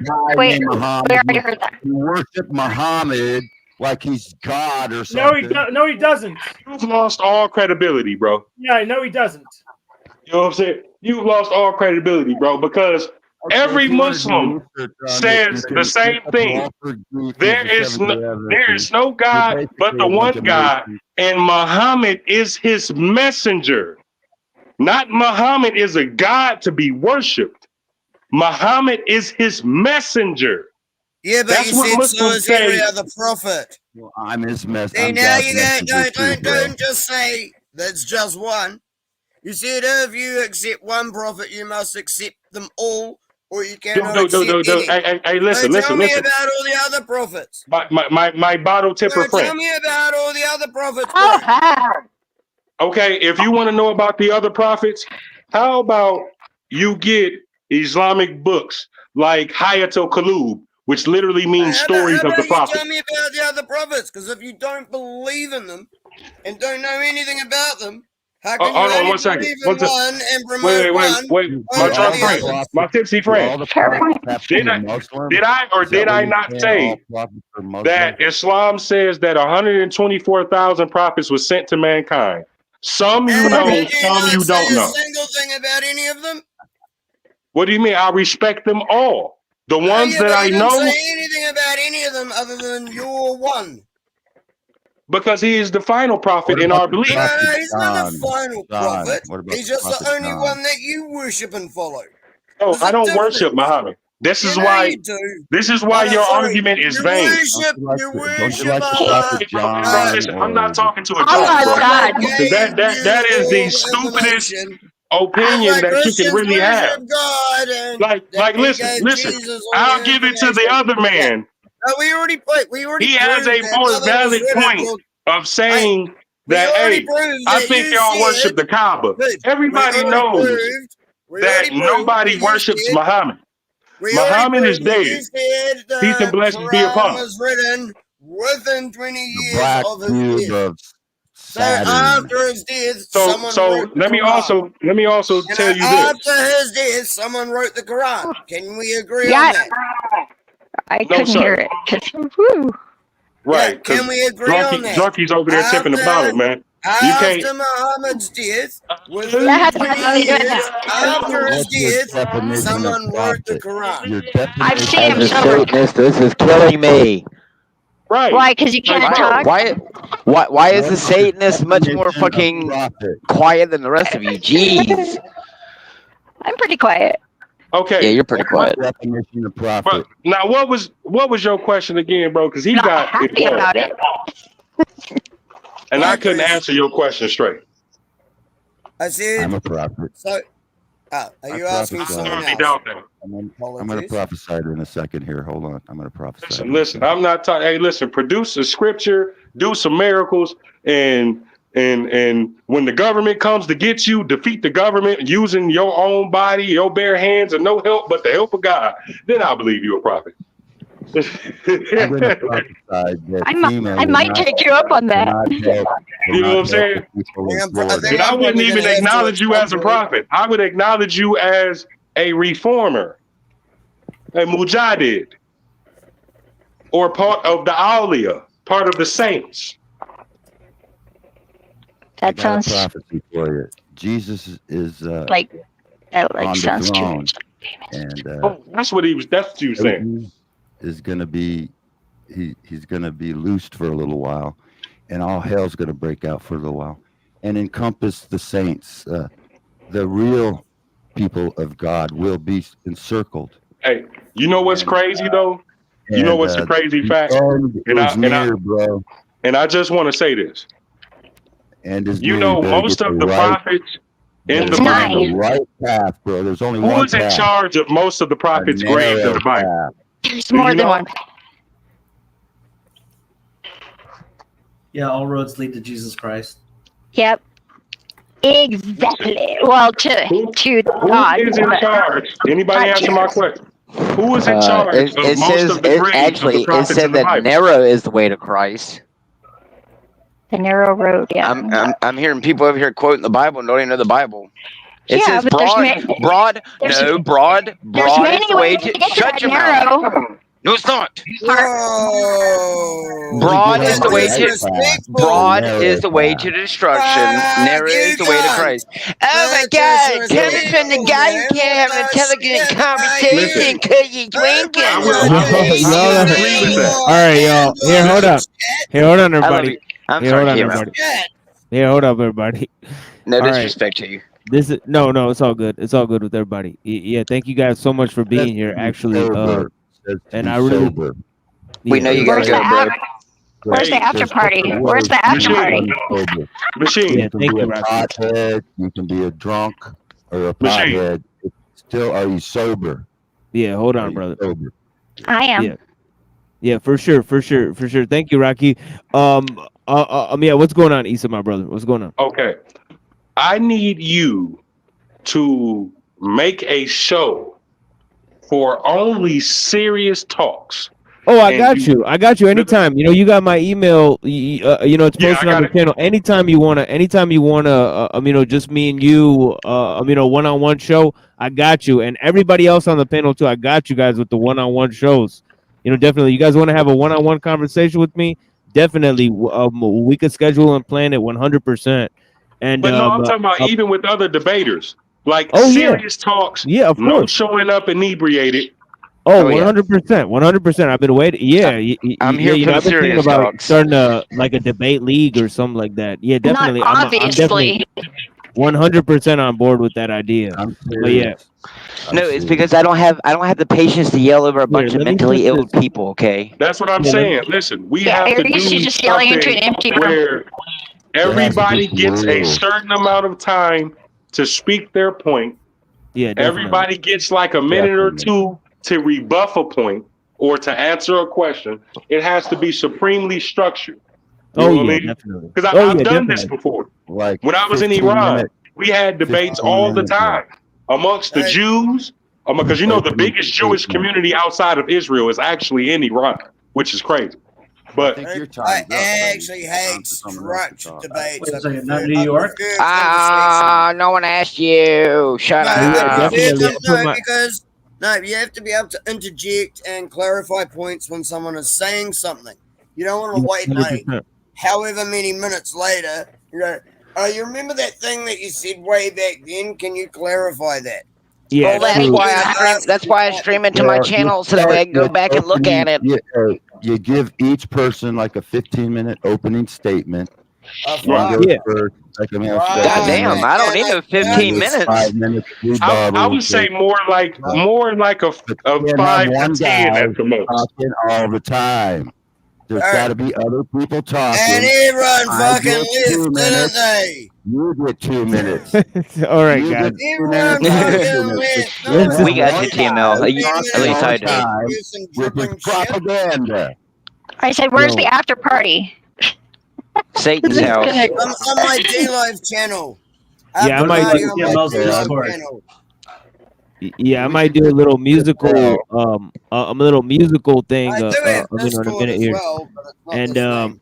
yeah, but I plan to only go for 3 hours today. I gotta go pray my night prayer, as Issa knows as well. So we're gonna go and pray our night prayer. But the thing is that the whole idea here is that we're gonna bring this Tuesday show at night. So Tuesday night, 9 to 12 or so. So this is a schedule, kind of roughly scheduled show. But yeah, the usual show is Wednesday night and Saturday night. So please go and check out my regular show Wednesday night and Saturday night. I always have that show. We go the entire night on that.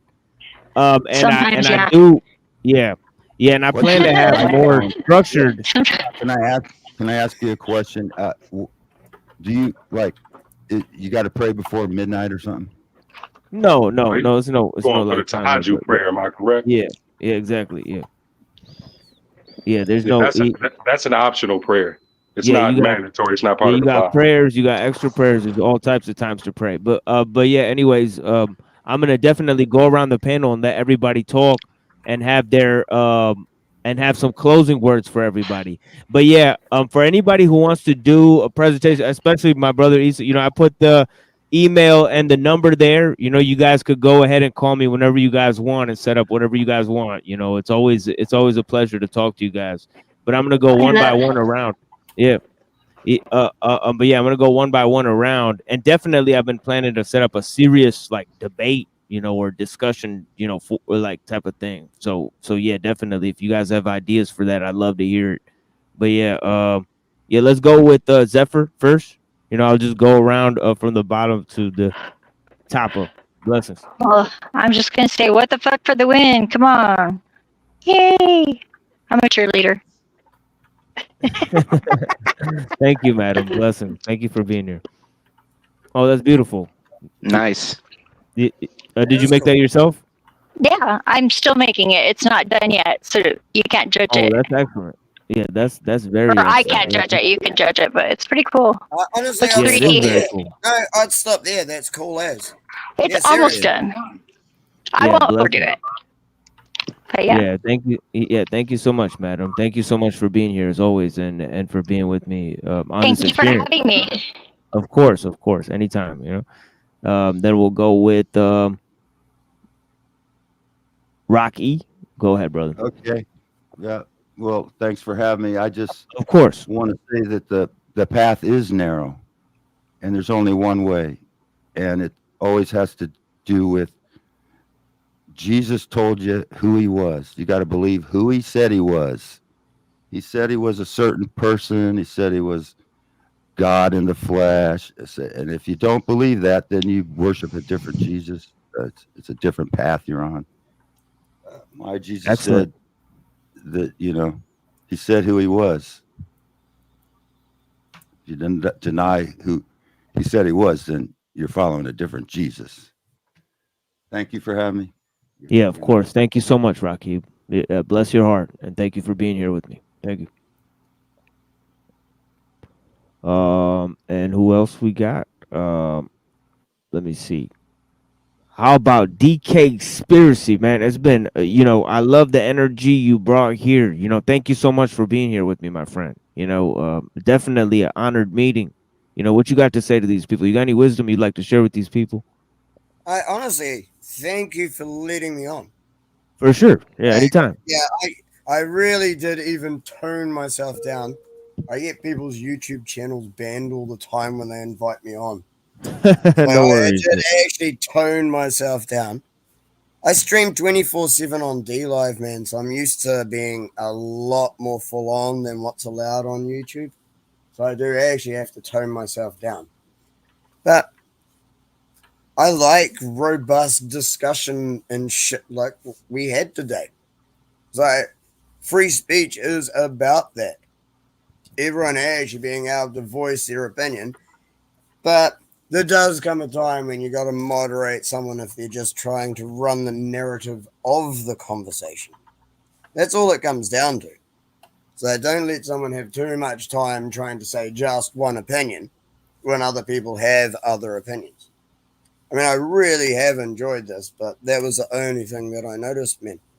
Other than that, you're doing an awesome job, and thanks, Zephyr, for inviting me to your channel. Yeah, she was the one who brought me here from Telegram. She's been ripping you on Telegram, bro.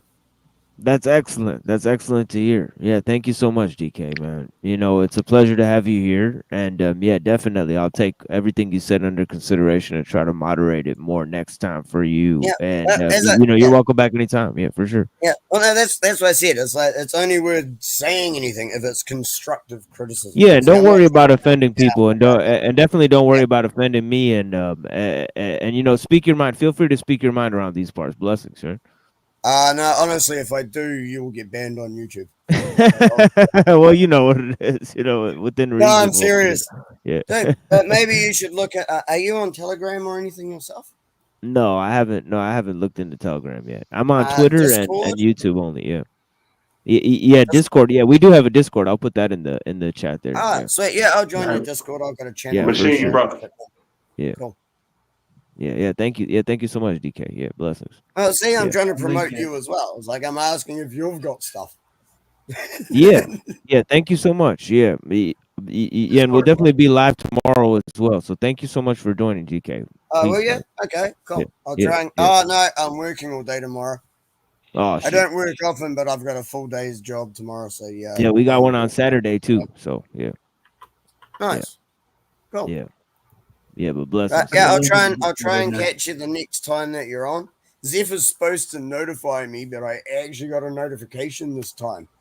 For sure, Which was for great. sure. Yeah. Yeah, for sure. Well, thank you so much, friend. Have a blessed day now. You're all good, man. Hey, thanks for letting me on, as I said. Cheers, man. Of course. Cheers. Yeah. Rock on, bro. Yeah, we got DK. Thank you so much, brother. You know what I mean? Who else is out here? Okay, Issa, brother, man. You go ahead and tell these people some of your wisdom. Go ahead, friend. Well, first of all, I will say that I don't have any wisdom. And I say that to say that any wisdom that I have is acquired. You know what I'm saying? Me, myself, I only have the God-given wisdom, you know what I'm saying, from Allah, which is akal, which is analogical reasoning that every human being has. I just wanted to thank you for having me on the show again. I know I've been gone for a minute, man, but I'm working at an Islamic school now. So I've been quite busy because I deal with about 200 children every day. And on my weekends, I just be wanting to relax. You know what I'm saying? But I appreciate you having me on the show. And I most definitely will contact you. But I wanted to leave everybody with something because, you know, the brother said, I know that's his belief and he's entitled to it. But he said, you know, if you don't believe that Christ is the Son of God, and you worship a different Jesus. Like I said, nothing that walked this earth is worthy of worship. The only thing that's worthy of worship is the Creator, the Most High himself. Just like Christ said, of my own will, I do nothing. It's only the Father. It is only the Most High. And the similitude of Christ, just like the Quran says, is the same similitude of Adam. Because the Christians asked Prophet Muhammad, peace and blessings be upon him, they asked him, well, Christ was born of a virgin. He didn't have an earthly father. Therefore, he is God. And Prophet Muhammad told them, I will wait for revelation from my Lord.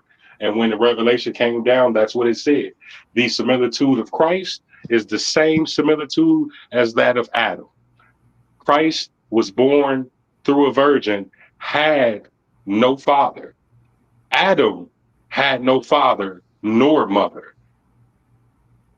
That is why both Adam and Christ in the Islamic religion are known as the words of Allah. The reason why they're known as the words of Allah is because he said be and they were. They weren't created through conventional means. So that's what I want to leave the people with. Yeah, thank you so much, my friend. Blessings. And yeah, I heard that DK Spiracy might be doing after party. You mean right? But yeah, somebody said DK Spiracy for the after party. I'll definitely put DK Spiracy's link out here. See what type of conspiracy stuff he'll be on. Yeah, he's on YouTube too. Machine, before my phone dies. Yeah, for sure. You ever thought about going on Rumble? Yeah, I do have a Rumble channel actually, but I never use it. But I have a few things posted up on Rumble. But yeah, definitely we'll figure out how to set up the Rumble lives and multi-stream on Rumble someday. You know, because one thing about Rumble that I do give Rumble is you can pretty much say what you want to say unless you threatening somebody. But other than that, you got total free speech. You know, YouTube says free speech, but it's not really free speech. You mention certain things, you're banned. Yeah. Yeah, so that's a wild. Yeah, whenever you want to, or if you want to, well, we'll talk about it. I'll give you a call sometime. Probably not tonight, probably tomorrow. Whatever, if you want to set like a Rumble day just for a Rumble stream, I will be totally up for you with that too. Oh man, I couldn't believe the type of stuff we could cover if it was just a Rumble stream. Oh man, there'd be tons of stuff. Yeah, I mean, I'd be talking about, you know, I mean, it'd be 50% wilder than it is here for sure. You know, because yeah, there are obviously certain topics that I know a lot about, and I'm not able to broach on this type of medium. So yeah, I'm just letting you guys know that this is kid gloves for this type of medium, you know, and that's just you know, because of the restrictions that I'm well aware of, and the people we started this channel with are well aware of. But yeah, thank you. Yeah, call me anytime, brother. These are blessings. You know what I mean? Yes, sir. Assalamu You alaikum, have rahmatullah. yeah, assalamu alaikum. Thank you so much. Peace. And yeah, what about you, my friend? What you got to say to these people, my brother? We'll let the free go last because he just, he didn't get to say much. But yeah, blessings. Well, that was eventful. To Rocky, I had to disagree with you. You don't worship Christ, you believe in Christ. That's the difference between your Christ and my Christ. Christ never told me to worship him, but to worship the Father. I definitely agree. We need a much more structured, debatable way of doing things because I don't have the patience to yell over people. I do that enough in my real life. I appreciate me on and let me ask some just random questions. They weren't to pick at anyone in particular. They were just random questions that people in my chat were asking me to ask, so I was just obliging them. As always, it was nice. I took my notes. I think every day we getting closer to TML. Let's not all claim that we know the truth, but let's all claim that we're trying to find the truth. That's what I'm saying. Peace. And I wish you the best, and I hope you have a good night, man. Everyone else, too. Peace and love. And say some prayers for these hurricane victims. Hope it doesn't get any worse. Peace, TML. I hope you have a good night, man. Yeah, peace, my brother. Yeah, this has been a public service announcement from Raccoon City Police Department. You guys all know the deal. What about you, my friend, the freak?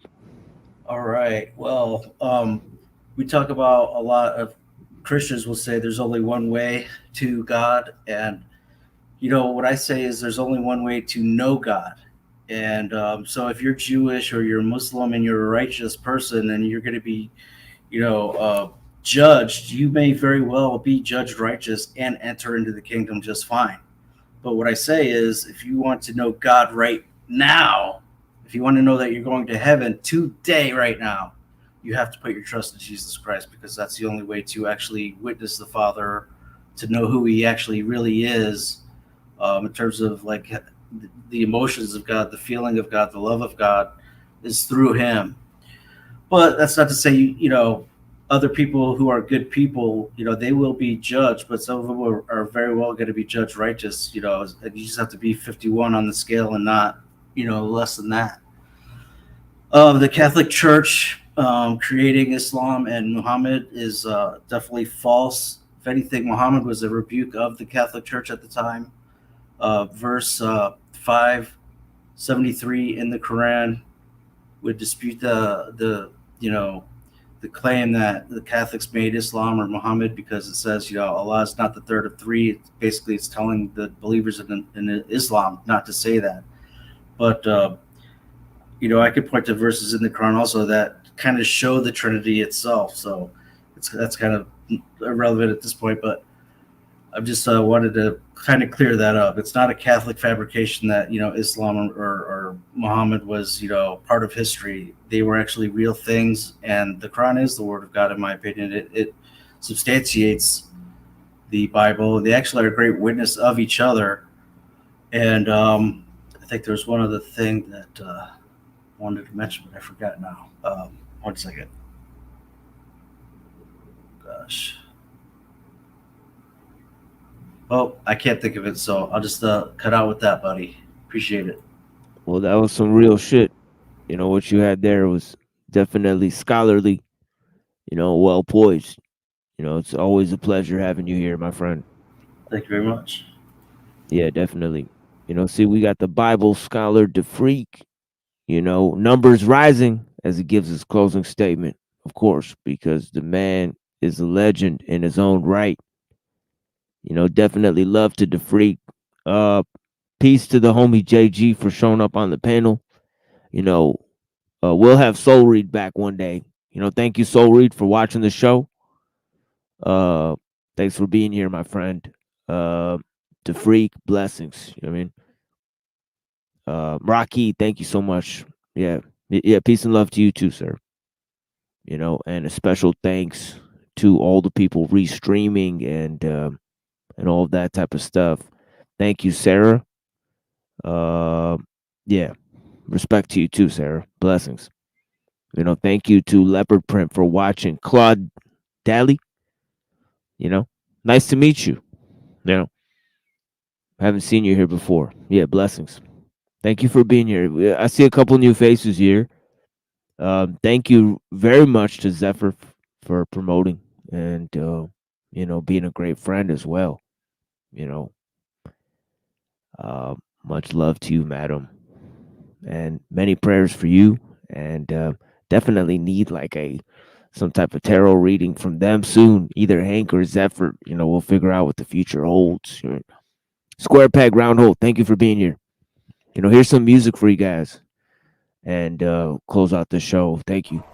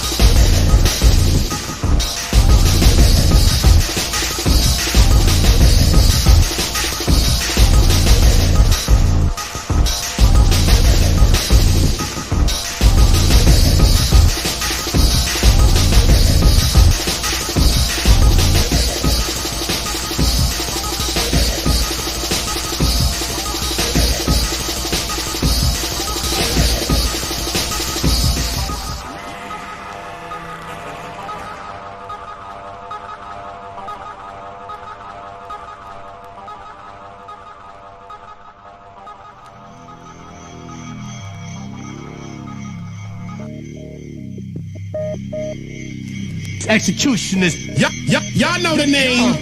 Stabbing the track with both hands. Executionist, y'all know the name. Executionist, y'all know the name.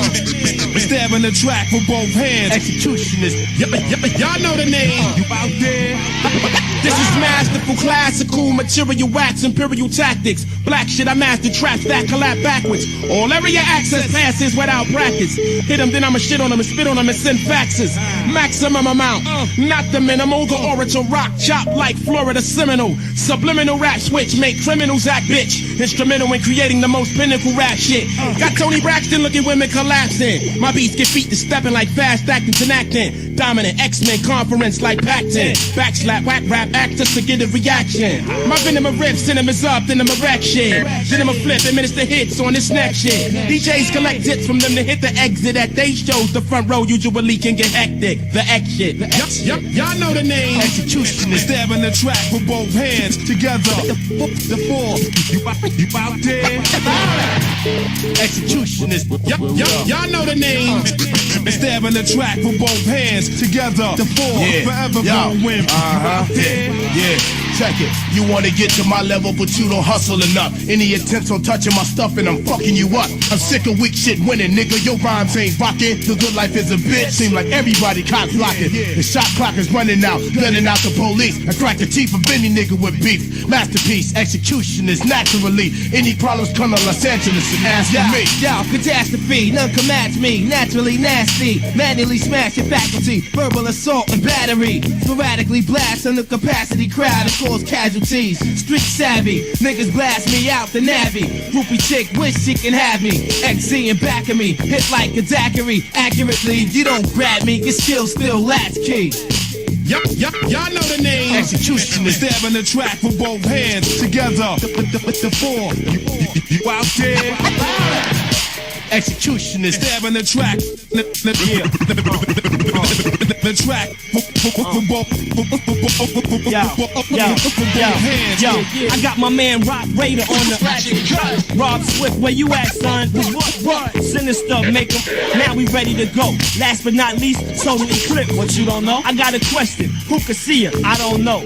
But whenever I play, you know the skills gon' flow. Shit, we mastered defeat. You can't bring us. Y'all couldn't grab if y'all was doing that shit with 8 fingers. Come on, Black. We in the Hall of Fame. Got your picture in our crib on the wall of shame. I expect MCs to wanna murder me. Cause when we open up and start cutting, you wish you was in surgery. You see the X? Hardly. Here's some orphans, nigga. Take your ass back to doing parties. You better off with somebody shooting you. And change your name to DJ I Got Beat by the Executionist.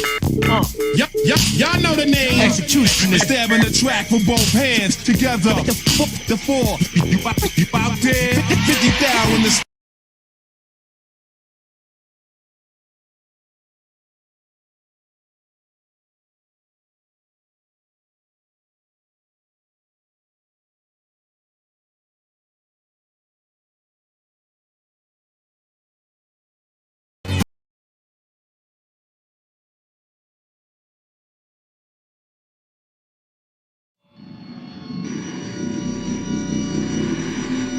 Gangster. I could tell you work for Uber Eats cause the car that you drove is too fucking slow and I don't want my food to get cold. Rappers be rapping, turn kinetic to quadratic, live lavish, keep receipts, write it off on them taxes. Talk about the great reset. They bird chest, speaking threats, they couldn't get their beats wet in the deep end. Read the tea leaves, sweet dreams, sweet pea. And which way does the razor wire lean? How about a Farbar's egg, half a dozen to a tray? Interior decor designed by De Gournay, that's a tall order. Naughty neighbors at the short table. I beg your pardon, could you pass me the salt shaker? The earthquakes will be here before May. We should petition the creator for an escape ahead of my time, cause they ain't never seen what I rap. They wouldn't believe we already collapsed. Facts. A warm rag for a 50 prostitute bath. I bet you there's no vaccine for that. I was exposed to this so early, I'm quiet about it. The way I see it, ain't no need to start a riot about it. I saw it and caught it and wasn't applauded. I should've never started. We were divided first, then conquered.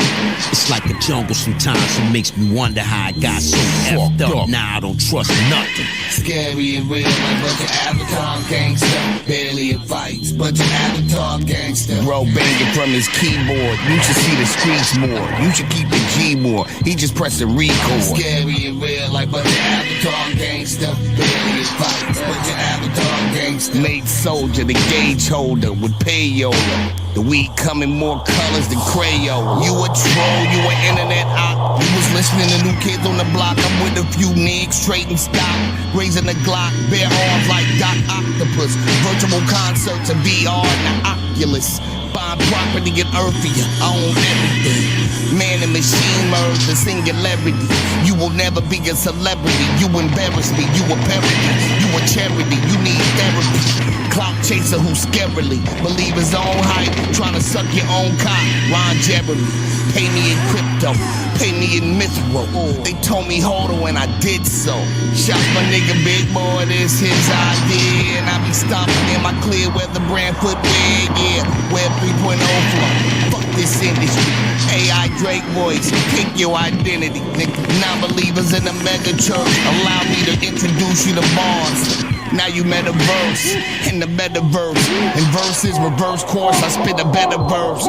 Gifted unlimited rhymes, universal from a multiverse of earths. That's a guru search. Creole bitch, that's a voodoo curse. Niggas beef on IG Live with their location showing. And die tasting their own face, shell cases blowing. Scary and real, like bunch of Avatar gangster. Barely in fights, bunch of Avatar gangster. Bro banging from his keyboard. You should see the streets more. You should keep it G more. He just pressed the record. Scary and real, like bunch of Avatar gangster. Barely in fights, bunch of Avatar gangster. Made soldier, the gauge holder with payola. The weed coming more colors than Crayola. Gang gang, gang gang, gang gang. Avatar. Gang gang, gang gang. Avatar. Gang gang, gang gang. Avatar. Gangsta.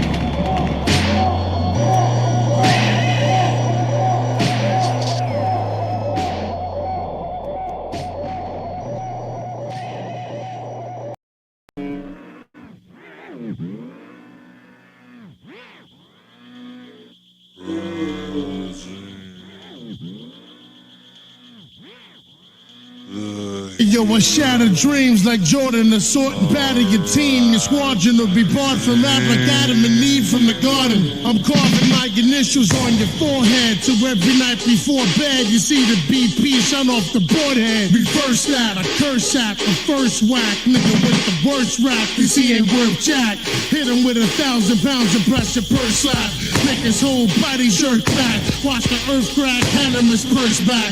I'm the first Latin rapper to baffle your skull. Master the flow, niggas be swerving, I'm blacking and cold like Nat King. I be rapping and tongues packing the ones, magnums, cannons, and Gatling guns. It's Big Pun, the one and only son of Tony Montana. You ain't promised manana in the rotten Montana. Come on, Fana, we need more rhymes. Feeling marijuana, snake bite, anaconda. A man of honor would wanna try to match my persona. Sometimes rhyming, I blow my own mind like Nirvana. Comma, and go the whole nine like Madonna. Go try to find another rhymer with my kind of grammar. When you awaken, your manhood to be taken. Faking like you Satan when I'm the rhyming abomination. When you awaken, your manhood taken, faking like you Satan. When I'm the rhyming abomination. Adrenaline, uncut, straight to the gut. Medicine, raw cure for pain. I quote your brain like polyurethane. Simple and plain. I'll explain it in layman terms. If you came and learned how to make fire, I'ma make it burn. Higher and hotter than lava, the scholar and Roger, as smart as MacGyver could put honor inside the heart of a liar involved in a life of crime. Fuck it, I like to shine up in the white and lime. Clutch with the pipe design, plushed out. No pocket to fuck the flush out. If you're not in it for the finish, get the fuck out. Take a hike. We could even battle to make it right. Your head, lace the mic, you finish. Say goodnight, head to head in the street. I'll leave you dead in your feet, saddling beef. I'll even let you rhyme to the Benjamin beat, but it won't matter. Your dream's still gon' shatter. It's a long ladder to climb, and mine is gonna stagger. So get out of town before I hit you with the loudest sound you ever heard. Desert bird player, you out of bounds. When you awaken, your manhood to be taken, faking like you Satan. When I'm the rhyming abomination. When you awaken, your manhood to be taken, faking like you Satan. When I'm the rhyming abomination. When you awaken, your manhood to be taken, faking like you Satan. When I'm the rhyming abomination. You know the fun addition with your whole steeds is unofficial. I'll come and get you and let the desert ease. Tongue kiss you with one pistol and two clips. I'll make you cool flips like acrobatics. I'm charismatic. My dad is magic. It makes rappers disappear. Whisper in your ear, crystal clear. Come here, let me kiss your tears. Everything you fear, it's here.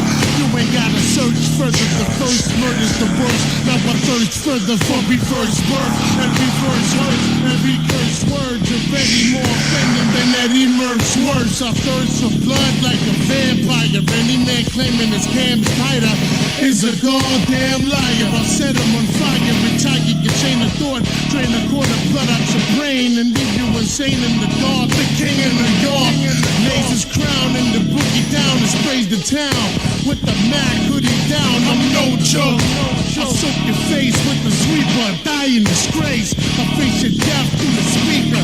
When you awaken, your manhood to be taken, faking like you Satan. When I'm the rhyming abomination. When you awaken, your manhood to be taken, faking like you Satan. When I'm the rhyming abomination. When you awaken, your manhood to be taken, faking like you Satan. When I'm the rhyming abomination. When you awaken, your manhood to be taken, faking like you Satan. When I'm the rhyming abomination.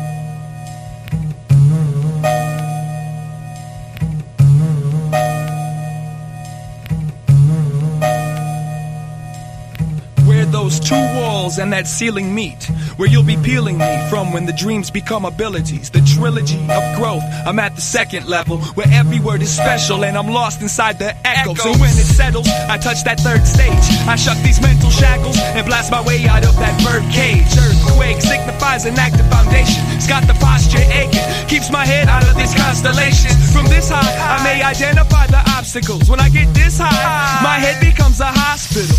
Voices bitching and bickering, complaining that they're sick and injured, bleeding and hungry. Give me my tourniquets. Feed them nourishment and included with the diluted juice and bruised fruits I distributed. Who knew they wounds would heal so quick? Who knew the passion would be compassion and get them fastened onto the dick? Might as well have let them penetrate. The view from here shook me, looking at rookies that try to emulate. Take the time to break the rhymes down for what you gather. Only after will I climb to the rafter without my ladder. Stability, overseer, stand over, ability, hover, provide contraceptive and meteor showers. The sky is falling, the earth is collapsing, seas freeze. Seize my support, structure you simmer. I may shake but provide shade upon your living mass. Granted, I'm branded with a limestone trim, so your epicenter splinters to shambles while the lights turn dim. Sheets stop bellowing, hug your teddy bears. And Santa with the light in my center. Cynical minds mind your master. It's only a shame that the rogue slide, landing on your backside. Who needs to walk you laymen? Spend all of your time inside. I see it all, I saw it all, I encase it all. And with all my power, they should have built more columns for me. The ball rolling. There's only 2 pins left, brother. Whether above or upon, I promise to always provide some cover. Quit breathing so much, this ain't comfortable for me. But I was more affordable than the ones that they had built in the early 90s. Oh my, look at those memories, listen to them complain. Some bitch about champagne, others talk about how they should've took the train. Regardless of your stature, status, or economical bubble, I'm still on top of your world, even if it's a pile of rubble. Dripping through, walking on, hanging from, peeling off, dripping through, walking on, hanging from, peeling off. What in the name of human built these ceilings? How industrious it must have been. Awful continuous to span those reaches and rays. Not a wall, empty space only between. No corners, ceiling, the lid perceived on a system of physical laws. How high being among the first 3 you can't touch. It goes on to stretch an unexplainable linear roof of instance.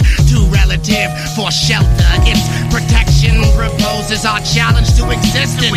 Hold, will it hold, and for how long? With such holes tearing into nowhere justifies nothing we define or travel as fast as too distinct to blanket vast. It surrounds our absolute upper limits. Our reference comprises our synchronous tick tock, tick tock. Thank it for your fears and lows. Know if it starts or stops. Tick tock rests beneath the safety it can only prop. It's not sturdy, old, weak, young, or made of tick tock. It's above, with, under, in structure and stronger than our nails. Words, ages, beams, any watch. Tick, tick, tick. Tock, tock, tock, tock, tock. I've experienced, been a witness to many happenings up to this point. Life and death have passed my eyes on both occasions. They anoint. At the beginning I looked down and I witnessed birth, but confined to my position I never realized what it was worth. I never realized the beauty it expounds and the emotions it induces. Never realized what true love, but sometimes no love at all produces. Never realized what I was going to see in my adventures of now, but realized I was in for a lot of sightseeing. So somehow I didn't pay much attention to the positive aspects of things. Only victims of stabbings and shootings.